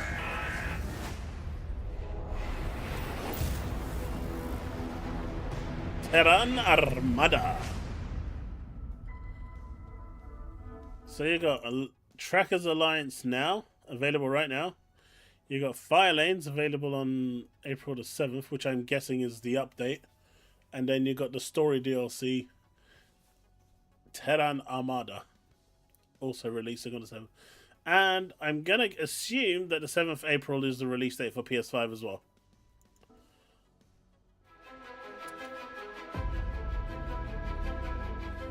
Starfield's grown so much since launch.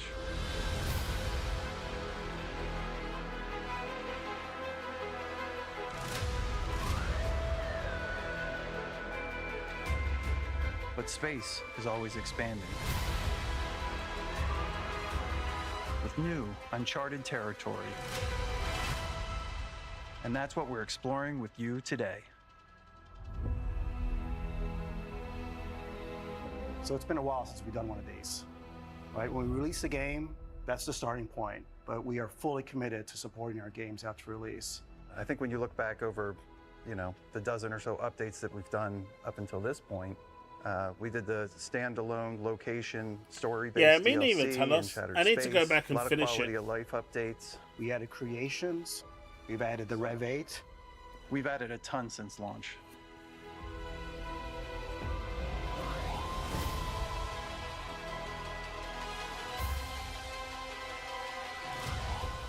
Starfield fans wonder what's coming next. We've been busy working hard on the next set of content. So we're excited to announce the Free Lanes update and the Terran Armada story DLC. Is the audio Player fine for you feedback really guys? guided how we brought Free Lanes to life, and it's the biggest update since launch. And there's a lot of good stuff coming. Yeah, we're adding tons of new POIs, locations discovered, another vehicle, tons of new spacesuits, weapons to find. We know what I the kind of fans want, started and we doing know what like, we want, and so now it's time to deliver on that. So today we're I inviting started doing like players a to lot of strap side in and quests join and us stuff, as we play through our favorite features. but I've coming to realized Starfield. that there's no point because it's going to reset. So it's best to enjoy the first playthrough, Interplanetary exploration is what Free Lanes is all about. fast track to the 10th It brings playthrough, more to and discover, then you're giving good. players all new experiences mid-flight. You leave that one as your permanent one. Basically a cruise mode that we're adding that ramps up to speed to And do everything on your 10th zoom playthrough. between planets. Really a core fundamental part of any space sim or space fantasy is being on your ship and flying from location to location. Let's get out there and do something new today. If we can travel to these places, what is the player doing? We can get up, we can walk around our ship, you can do anything you could normally do. can come over and talk to my crew members. I wanted to thank you for giving me the chance to work with you. You can decorate. Yeah, people are gonna love this. So what just happened there? Was that an interdiction? Yeah, that's an interdiction alarm. A unique type of encounter that can interrupt cruise mode. I gotta get back to the helm and see what it is. Think you can win this? That's kind of cool. There are non-combat situations, there are kind of scary situations. Some it'll just be the wreckage of a ship. I don't know what that is, but let's go check it out. You know, really looking at the vast breadth of science fiction and space sims and what you can do. With any luck, the cargo they have on board will make this worth it. With free lanes, we added X-Tech. And it's sort of this mysterious new resource. Banisher, where was you when we were visually talking has about Assassin's similarities Creed? To some of the Starborn architecture. And you can use it to enhance your ships, but also like your weapons as well, right? Yeah. You can go out and you can find X-Tech, and you have an opportunity to roll for a chance to get that legendary effect that you always wanted. I always like explosive. I'm gonna roll until I can pick explosive. So now we have this top tier Grendel that I could have found in the game, but that wasn't enough. So we added 2 new quality tiers above advanced. So we now have a superior weapon quality, and then we added exceptional on top of that. So for those higher level players, there's still more things out there for them to get. That's cool. They've added new tiers to specific effects weapons to really customize your weapon from legendary to exotic. Reckless, for example, magazine size is reduced to 1, but damage is increased, so it's great for sniper rifle. I mean, there's a couple that really sort of stand out. Let's take a look at them. Hey, Sinceres.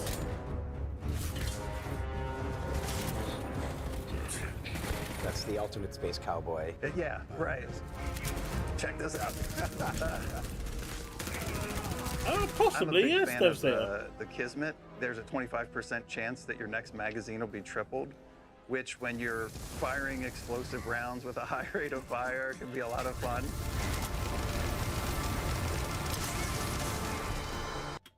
You know, Kismet is actually a funny name to be calling that perk, because it kind of means, loosely translates to destiny, as in kind of not the game Destiny, but as in Destiny. So there's a 1 in 3 chance that your destiny will be fulfilled.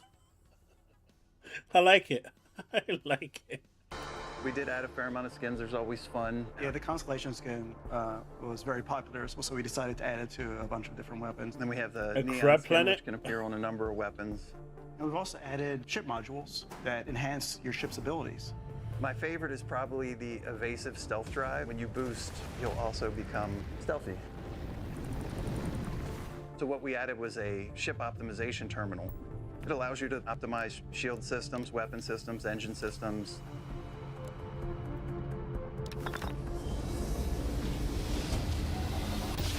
You didn't put us into a planet, so we must be in the right place. What's going to happen to all those mods on creation now that are It's a lot of unofficial, player expression, and that I people think paid for? X-Tech allow you to do that. in a Are they way all you gonna couldn't break? really before? Let's talk about how we improved Outpost for players. Yeah, we have this great new all-in-one module. Comes fully furnished. You could just plop it down on a shoreline, like here in Gagarin. Get a great view. And you can still decorate it any way you want. You can customize it. You go change everything up if you want. But one of the more practical things that we added was a shared outpost container. This was a huge request. Like, if you build this at your outpost and you load it up and you build it at another outpost on a distant world, that you have access to that inventory. And that's all shared between any That's place you build that awesome. container in any outpost anywhere. We added Colony War hero action figures.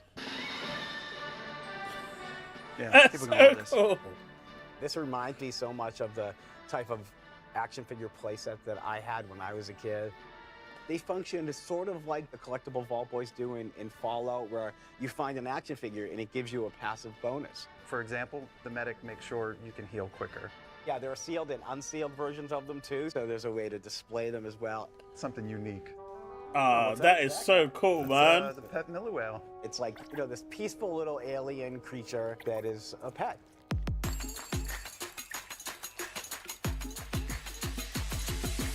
You know, just cute things to have around, like to brighten your day.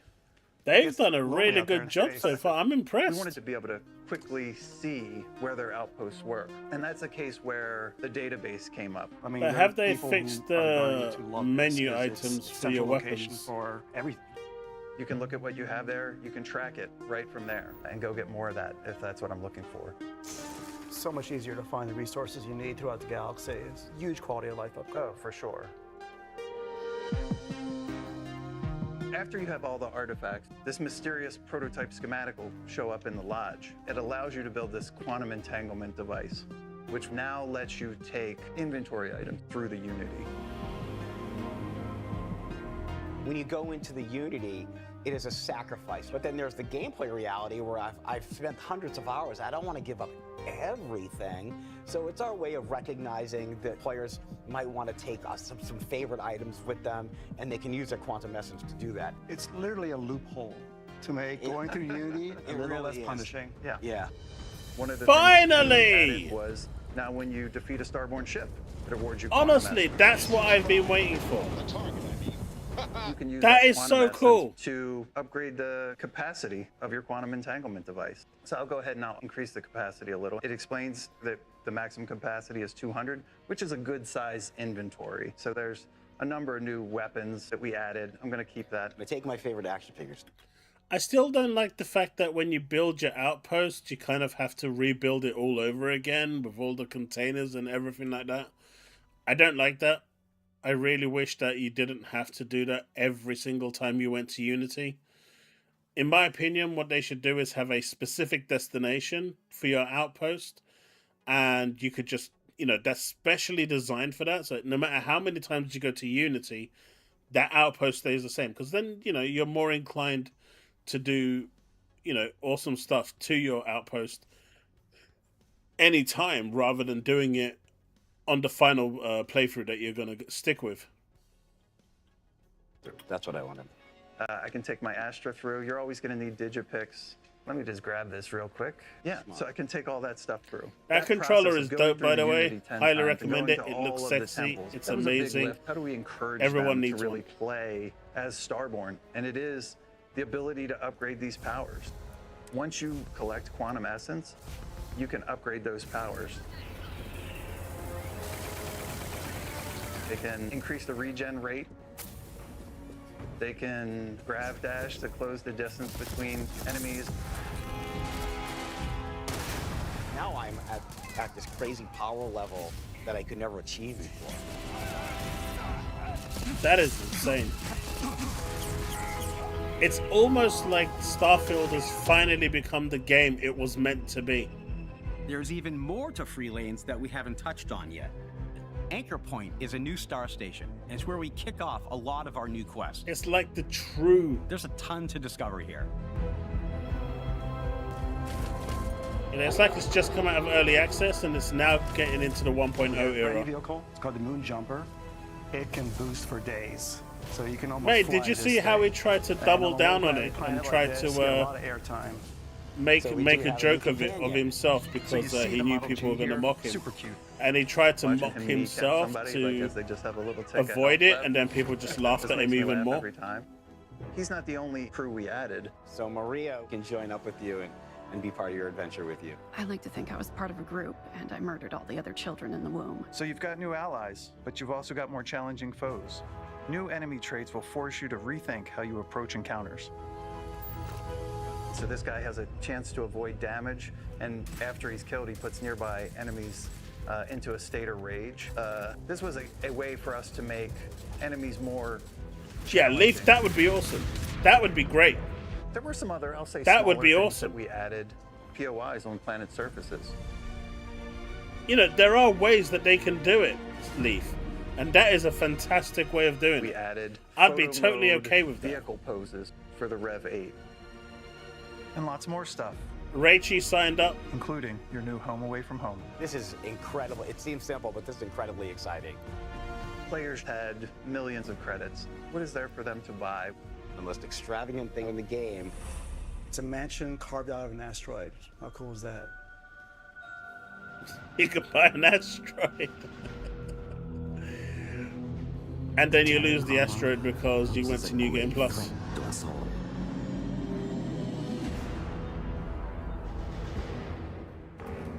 In this DLC, you'll face the Terrans, an advanced militant force with their own vision for the settled systems. So the Terran Armada is a faction that left the settled systems during the Colony War. The Terrans don't seem to be known for their survivors. It is our sworn duty to uncover their plans and put a stop to it. They had issues with both the United Colonies and the Freestar Collective. They consider themselves to be the true children of Earth. The DLC is going to challenge players to rise up against a full-on armada.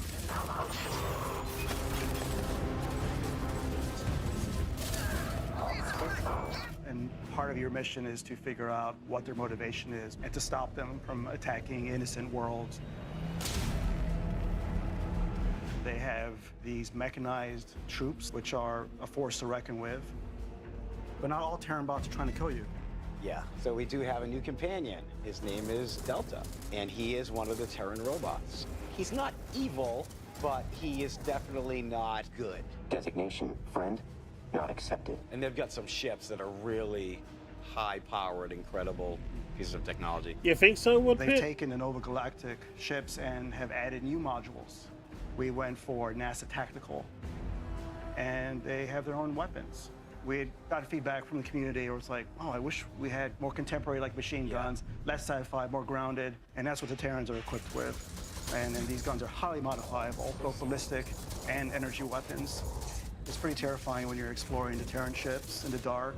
The vibe is kind of like a dimly lit, U-boat type of atmosphere. And then you hear a little alert going off, and you realize it's one of the robot pods opening up, and these robots will jump out, and they're deadly.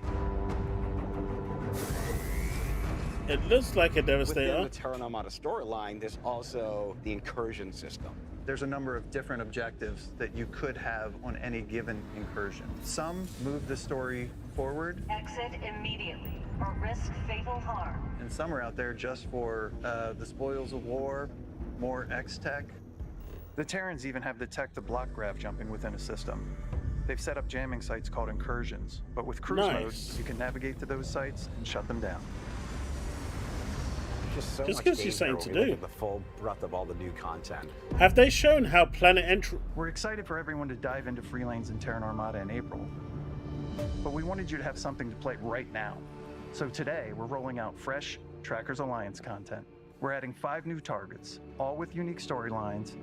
If you already purchased Trackers Alliance, this content is already included for you. And the complete... Do you know what? I appreciate this. I think this is good of them. One of the things that I was annoyed about is them waiting for PlayStation with the DLC in order to release it. And we're also waiting for the big update with that release. But they're giving those that bought the game originally or are playing it through Game Pass, whatever, access to early content. I think that's good. Trackers Alliance series is available now in the Creations menu. Obviously, it's paid for, but still. I think we're just excited as fans of Starfield to get this into our players' hands. We've had a blast with it, and we want to, share it with the world. Before we sign off, we've got one final announcement. When Free Lanes and Terran Armada launch on April 7th, Starfield will officially arrive on PlayStation 5. There you go. Devastator, you was asking.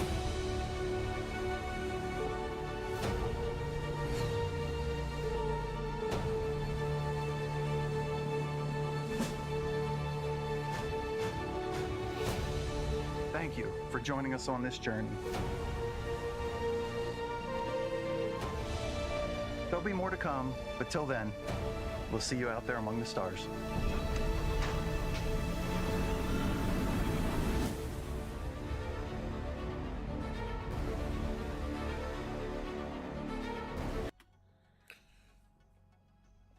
So they haven't said if the Terran... I think Terran Armada's free for those on Premium, right?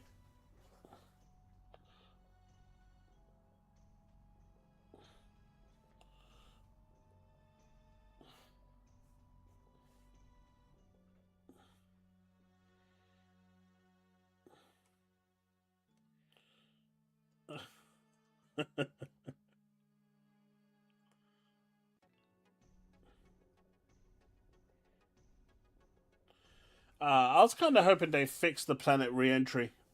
Even if it was just a little cutscene without the loading screen. It could have worked. Or they could have done what Outlaws did. I think Outlaws handled it perfectly.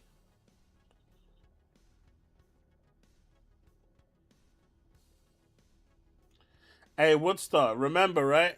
Some guy played the game for, I think it was 400 hours and said he found it boring.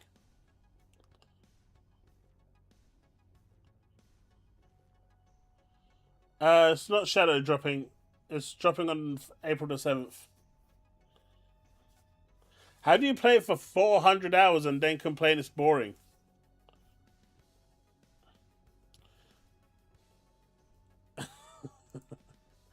That doesn't even make sense.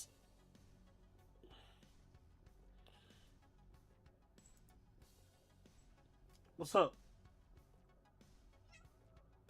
You hungry? Alright, you're gonna have to wait like another 10 minutes and then I'll come put you some food. We're almost done today. So, yeah, what do you guys think of the Starfield update?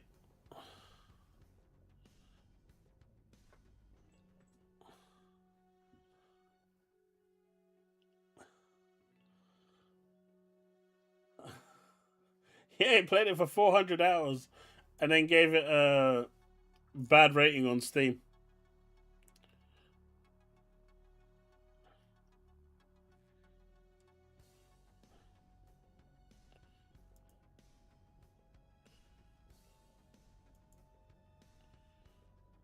Brandon, you're finally getting your Starfield update. Rejoice! Rejoice! It should have waited and dropped with DLSS. If it waited and dropped with DLSS 5, I think Brandon would have been down at Bethesda HQ and pitchforks and knives and everything. Good for the most part, except for the PS5 announcement. Yeah, that's why I said when people are looking at this, don't. I know they're saying current games in development will still happen, but just don't believe this. I don't believe that this is going to happen. That's my personal opinion.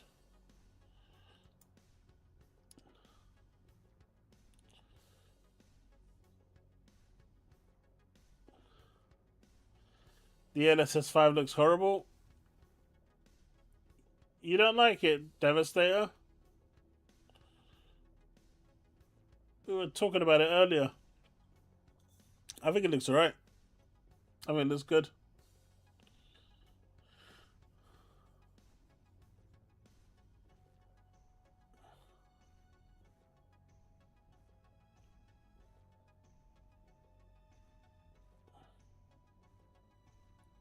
Should have gone to Specsavers.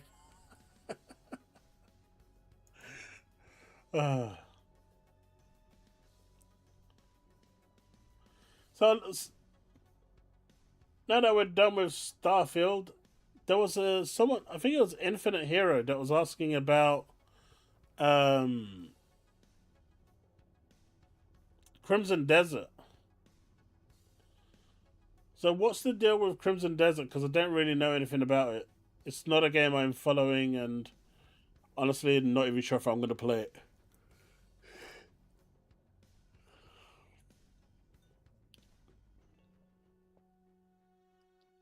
But it makes the worlds look amazing, right?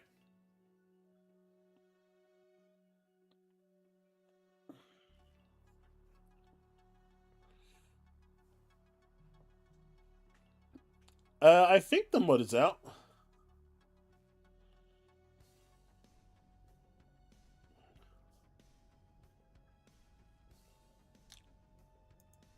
Someone was complaining about the Crimson Desert launch.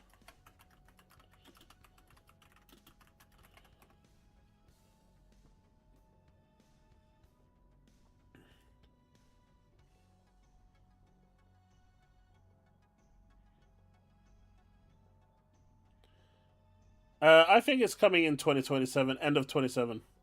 That would be my guess. I mean, there is a chance it could slip into 28, but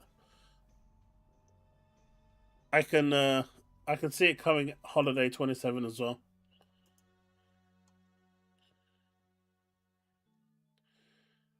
Dreamcast guy already on the DLSS 5 negative streak.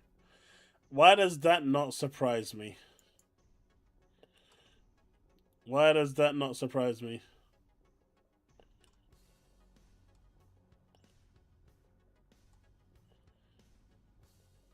I'm not seeing anything on the launch though.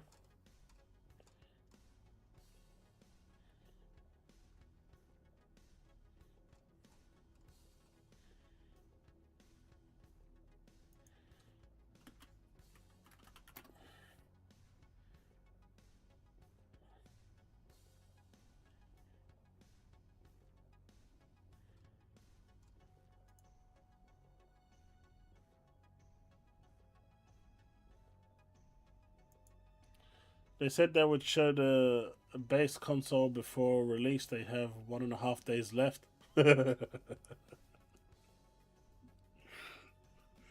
Yeah, how confident are you that they're going to actually show that?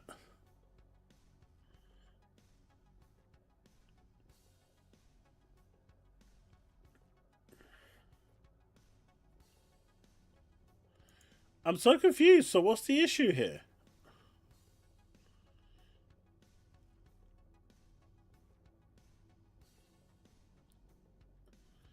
Is it that it's being launched at the same time globally? So not 7 p.m. everywhere? What was the issue here?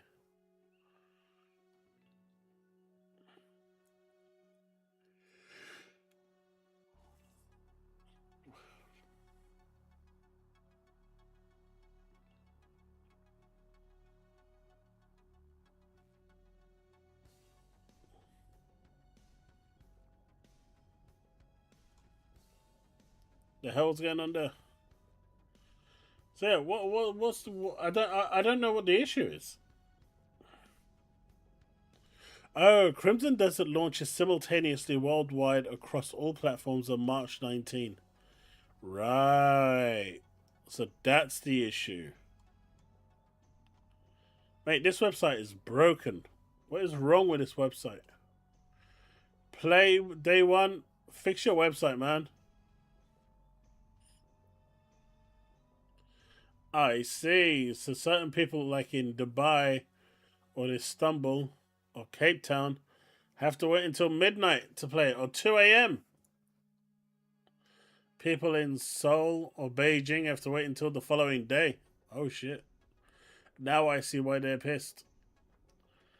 Wait, technically this now means that Steve can't travel to Australia to get it to play early.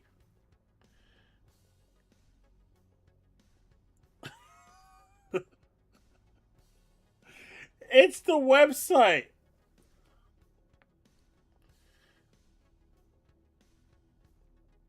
Honestly, I'm not sure if that's such a bad thing.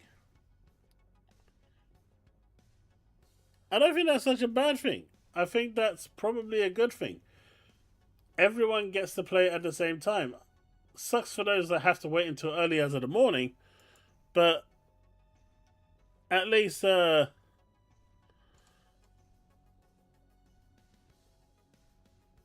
you know, they don't think.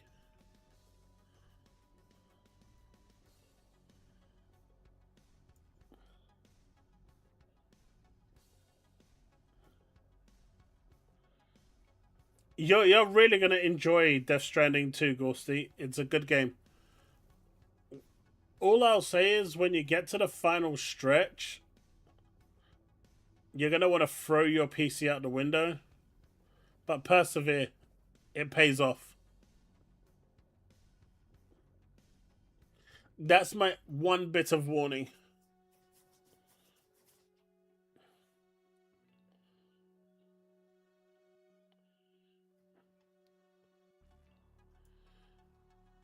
Let's see. We've got the Hargeek Crash Out. Harmon, no. And you got Puerto Rock basically saying that the next Xbox is a PC. I mean, that's all they're going to say, right?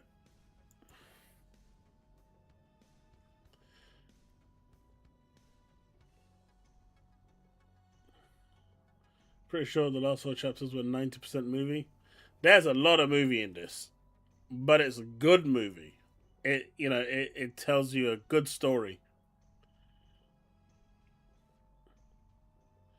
But all I'll say is pay attention to everything. And I mean everything.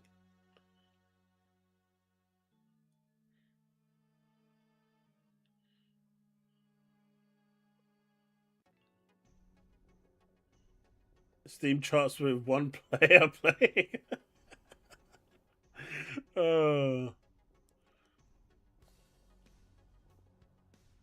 Yeah, I don't know what... Honestly, I don't know what's wrong with D. He's, He loves the engagement. And I saw a tweet of his today where he said, he does console wars because it's tribal.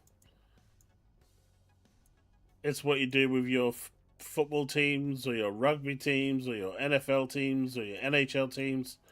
So it almost looks like he just does it for the sake of doing it. Trying to be canny or whatever. I don't know. He's weird. Infinite, I get that. But I think it's possibly a good thing that they're doing it like this. So the whole world gets to play it at the same time. So no one can start posting spoilers or anything like that early. Which isn't a bad thing. So I found this the other day. This is for the X-Men license for PlayStation console and PC. So Marvel clearly want this for PC. I don't think Sony has a say in X-Men or Wolverine not going to PC. So all this talk about Wolverine not going to PC, I don't think that's going to stop. But the exclusivity part is what's interesting, because there's a bunch of Marvel and X-Men games, obviously by Activision.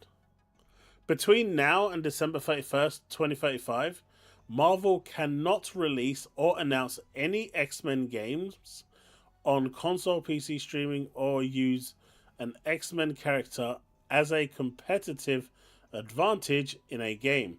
For example, players Wolverine in Ultimate Alliance, exclusively on Xbox. X-Men characters can appear in multi-family Marvel games, Avengers, Guardians of the Galaxy, and Marvel retains rights to children's games and certain X-Men games from the 1990s, but they cannot release or announce these within 45 days before or after the release or announcement of any of our X-Men games. So that's an interesting exclusivity clause that Sony has thrown in. But what's crazy is the Marvel royalty.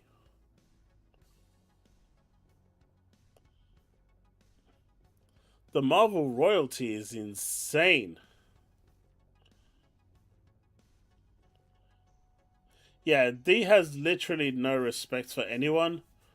And you know, just the other day he was calling Microsoft engineers idiots and morons. Like, I don't even know what's wrong with him anymore. I really do feel like he's suffering from some form of mental illness where this whole thing has to happen. It's become his whole persona. Because Blade, Xbox, Marvel, Disney said it's up to the platform where it goes.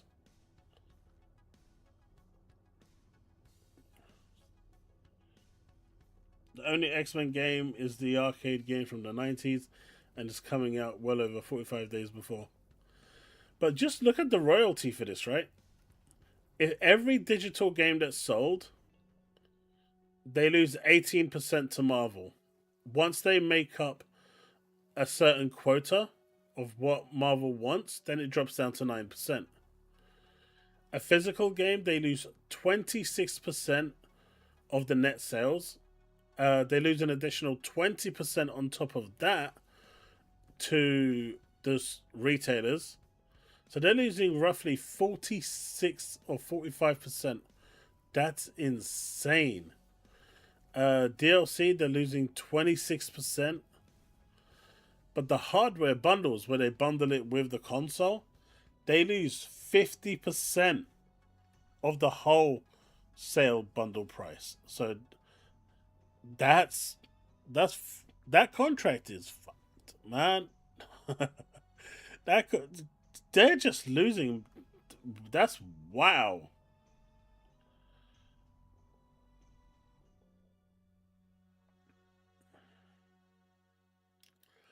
Vital. So basically, there's a certain amount of money that Marvel wants to make, right? Let's say hypothetically that money is 20 million. Once they make 20 million, the money that they make will go from 18%. The royalties that they make will go from 18% to 9%. But until they hit that 20 million in revenue or sales or net sales or whatever it is that they've set it to, they will take 18%. So it basically will reduce once they hit their goal of what it is. And this is why it took so long for Spider-Man 2 to break even, because I think it had almost an identical Marvel royalty scheme set up with them as well. Like all of those bundled games that they were giving away to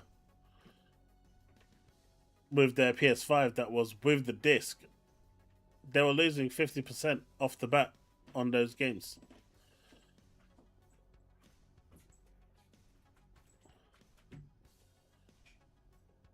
Now imagine if they actually released this game day and date on PC, right? They would lose 30% to Valve and then 18%. So that's like 48% they would lose instantly. 56%. 56%. And obviously hardware bundles wouldn't apply there. But that's crazy amount of money that they'd be losing, right?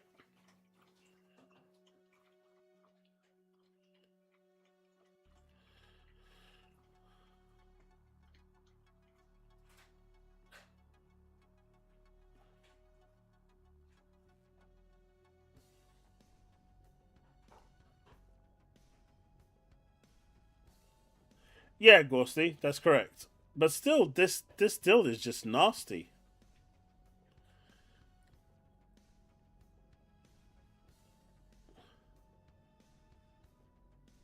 It's just nasty. Good luck to them, man. And this is why I said, on average, Spider-Man needed about 12 million combined between all forms of sales in order to break even.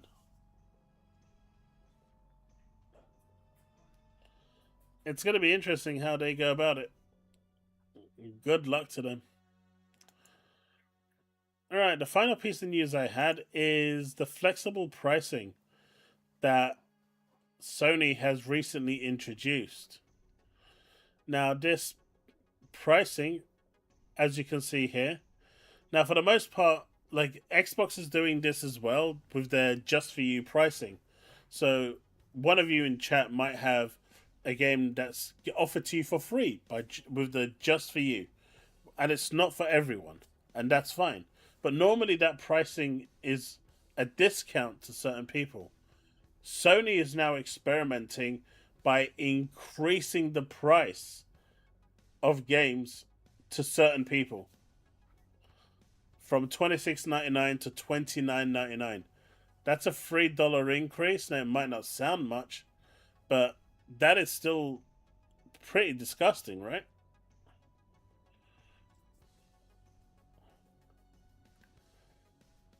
I don't know. That just feels wrong to me on so many levels. Like, I get reducing the price for certain people and keeping it right for those that are, paying or non-paying. But to actually increase the price, that's nasty work there, man. But hey, the CFO did say that they are going to monetize their, the existing player base. And it looks like the CFO wasn't messing around when they actually said that.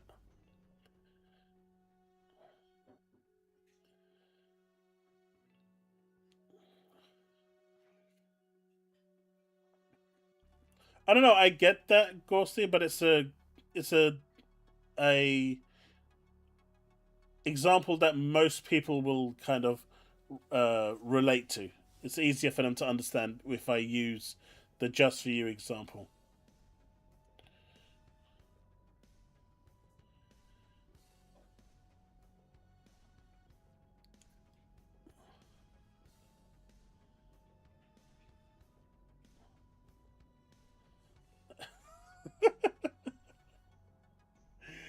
I know, right, Steve? This is crazy, though. Like, and no one is talking about this. No one cares. It's like, why don't you care that you're being scammed? Literally being taken for a ride. This is why I said if Wolverine doesn't get enough sales in a year, Marvel is gonna look at the. Yeah, I mean, the thing with the Marvel contract is, I don't think they will, right, Byron? Because if you look at it here, commitments, you got 621 comprised of 120 development commitment for each required title. You got 30 million marketing commitment for each required title. And then 9 million recoupable advance for each required title. Another 9 million in the aggregate for the. I can't really read. I can't really read that. But there is somewhere in here that states. There you go. Neither party has the right to terminate the agreement for convenience. However, if we do not sell through at least 6 million units on PS5 PC combined, one of the 3 major titles in the first year after its PlayStation console release, either party may terminate the agreement. If we terminate, we must pay Marvel 9 million breakup fee. So they need to make sure that Wolverine sells 6 million units. If it does not sell 6 million units, that game is going to PC pretty quickly.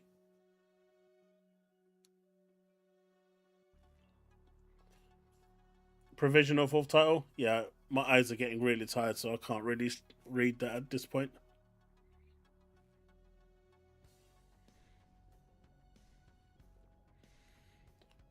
I don't know. Sony was crying the other day with money that they're losing, so maybe 9 million isn't nothing for them. I don't know, but still, no studio wants to have a 9 million black hole.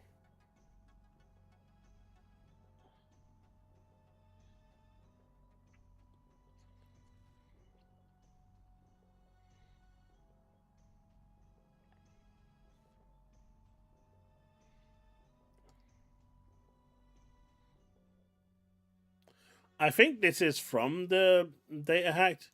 Release all games by 2035, sell all games through at least 2038, and later if Marvel allows to continue.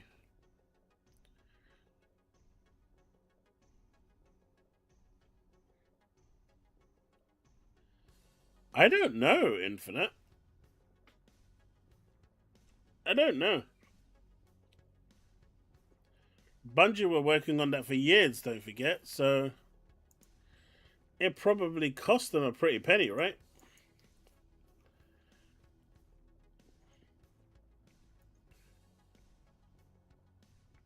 Grimtails, I've put it this way.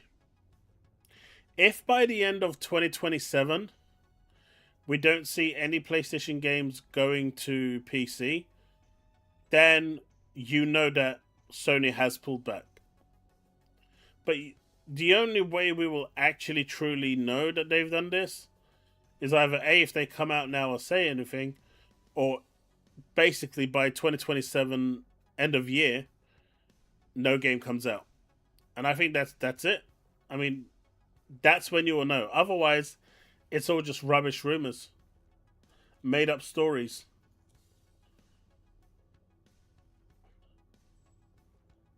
It'll be interesting, Graham, and I don't think they will personally. I don't think they want that heat.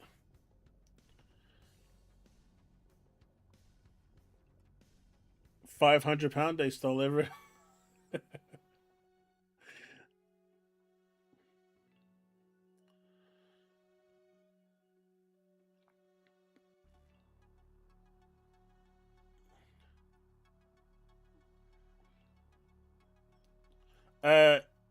100% Ghosty.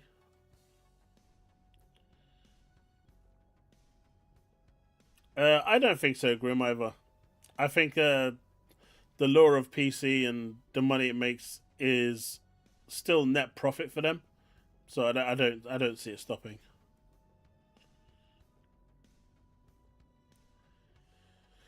But folks, that is pretty much everything I have for today. I'm feeling a bit jaded, so I'm probably going to stop there unless there's any other quick bits of news that people want to talk about, cover. I don't have it in me to go through another video, so I'm not seeing anything else here.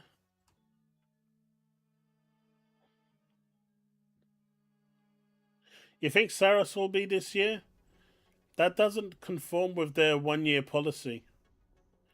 So Saras should be next year. Next year summer, I would suspect, if it's going to continue with their 12 months.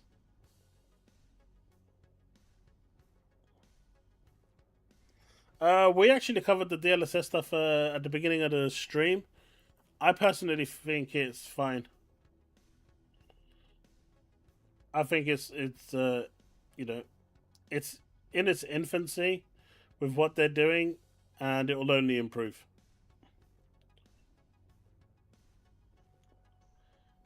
Yeah, Never said, like I said, I'm really tired. I don't think I've got enough in me to go through another video. Normally I'm streaming until like 12:30, but I'm just really jaded at the moment with my health not being the greatest. But I still want to make the effort to at least make these Tuesdays and Thursdays. If you've noticed, my Let's Plays have kind of stopped as of late because I've just not been in the greatest health. It's been pretty rough. But I'm doing my best to be here for the Tuesdays and Thursdays at least. And at least trying to cover the main parts of the news. So, with that said, I think I'm going to call it there. I appreciate everyone that turned up today. We did actually start on time today, which is great news. I was not late. Soon, mate. Get some rest. Hey, thank you, dude. Thank you for the $2.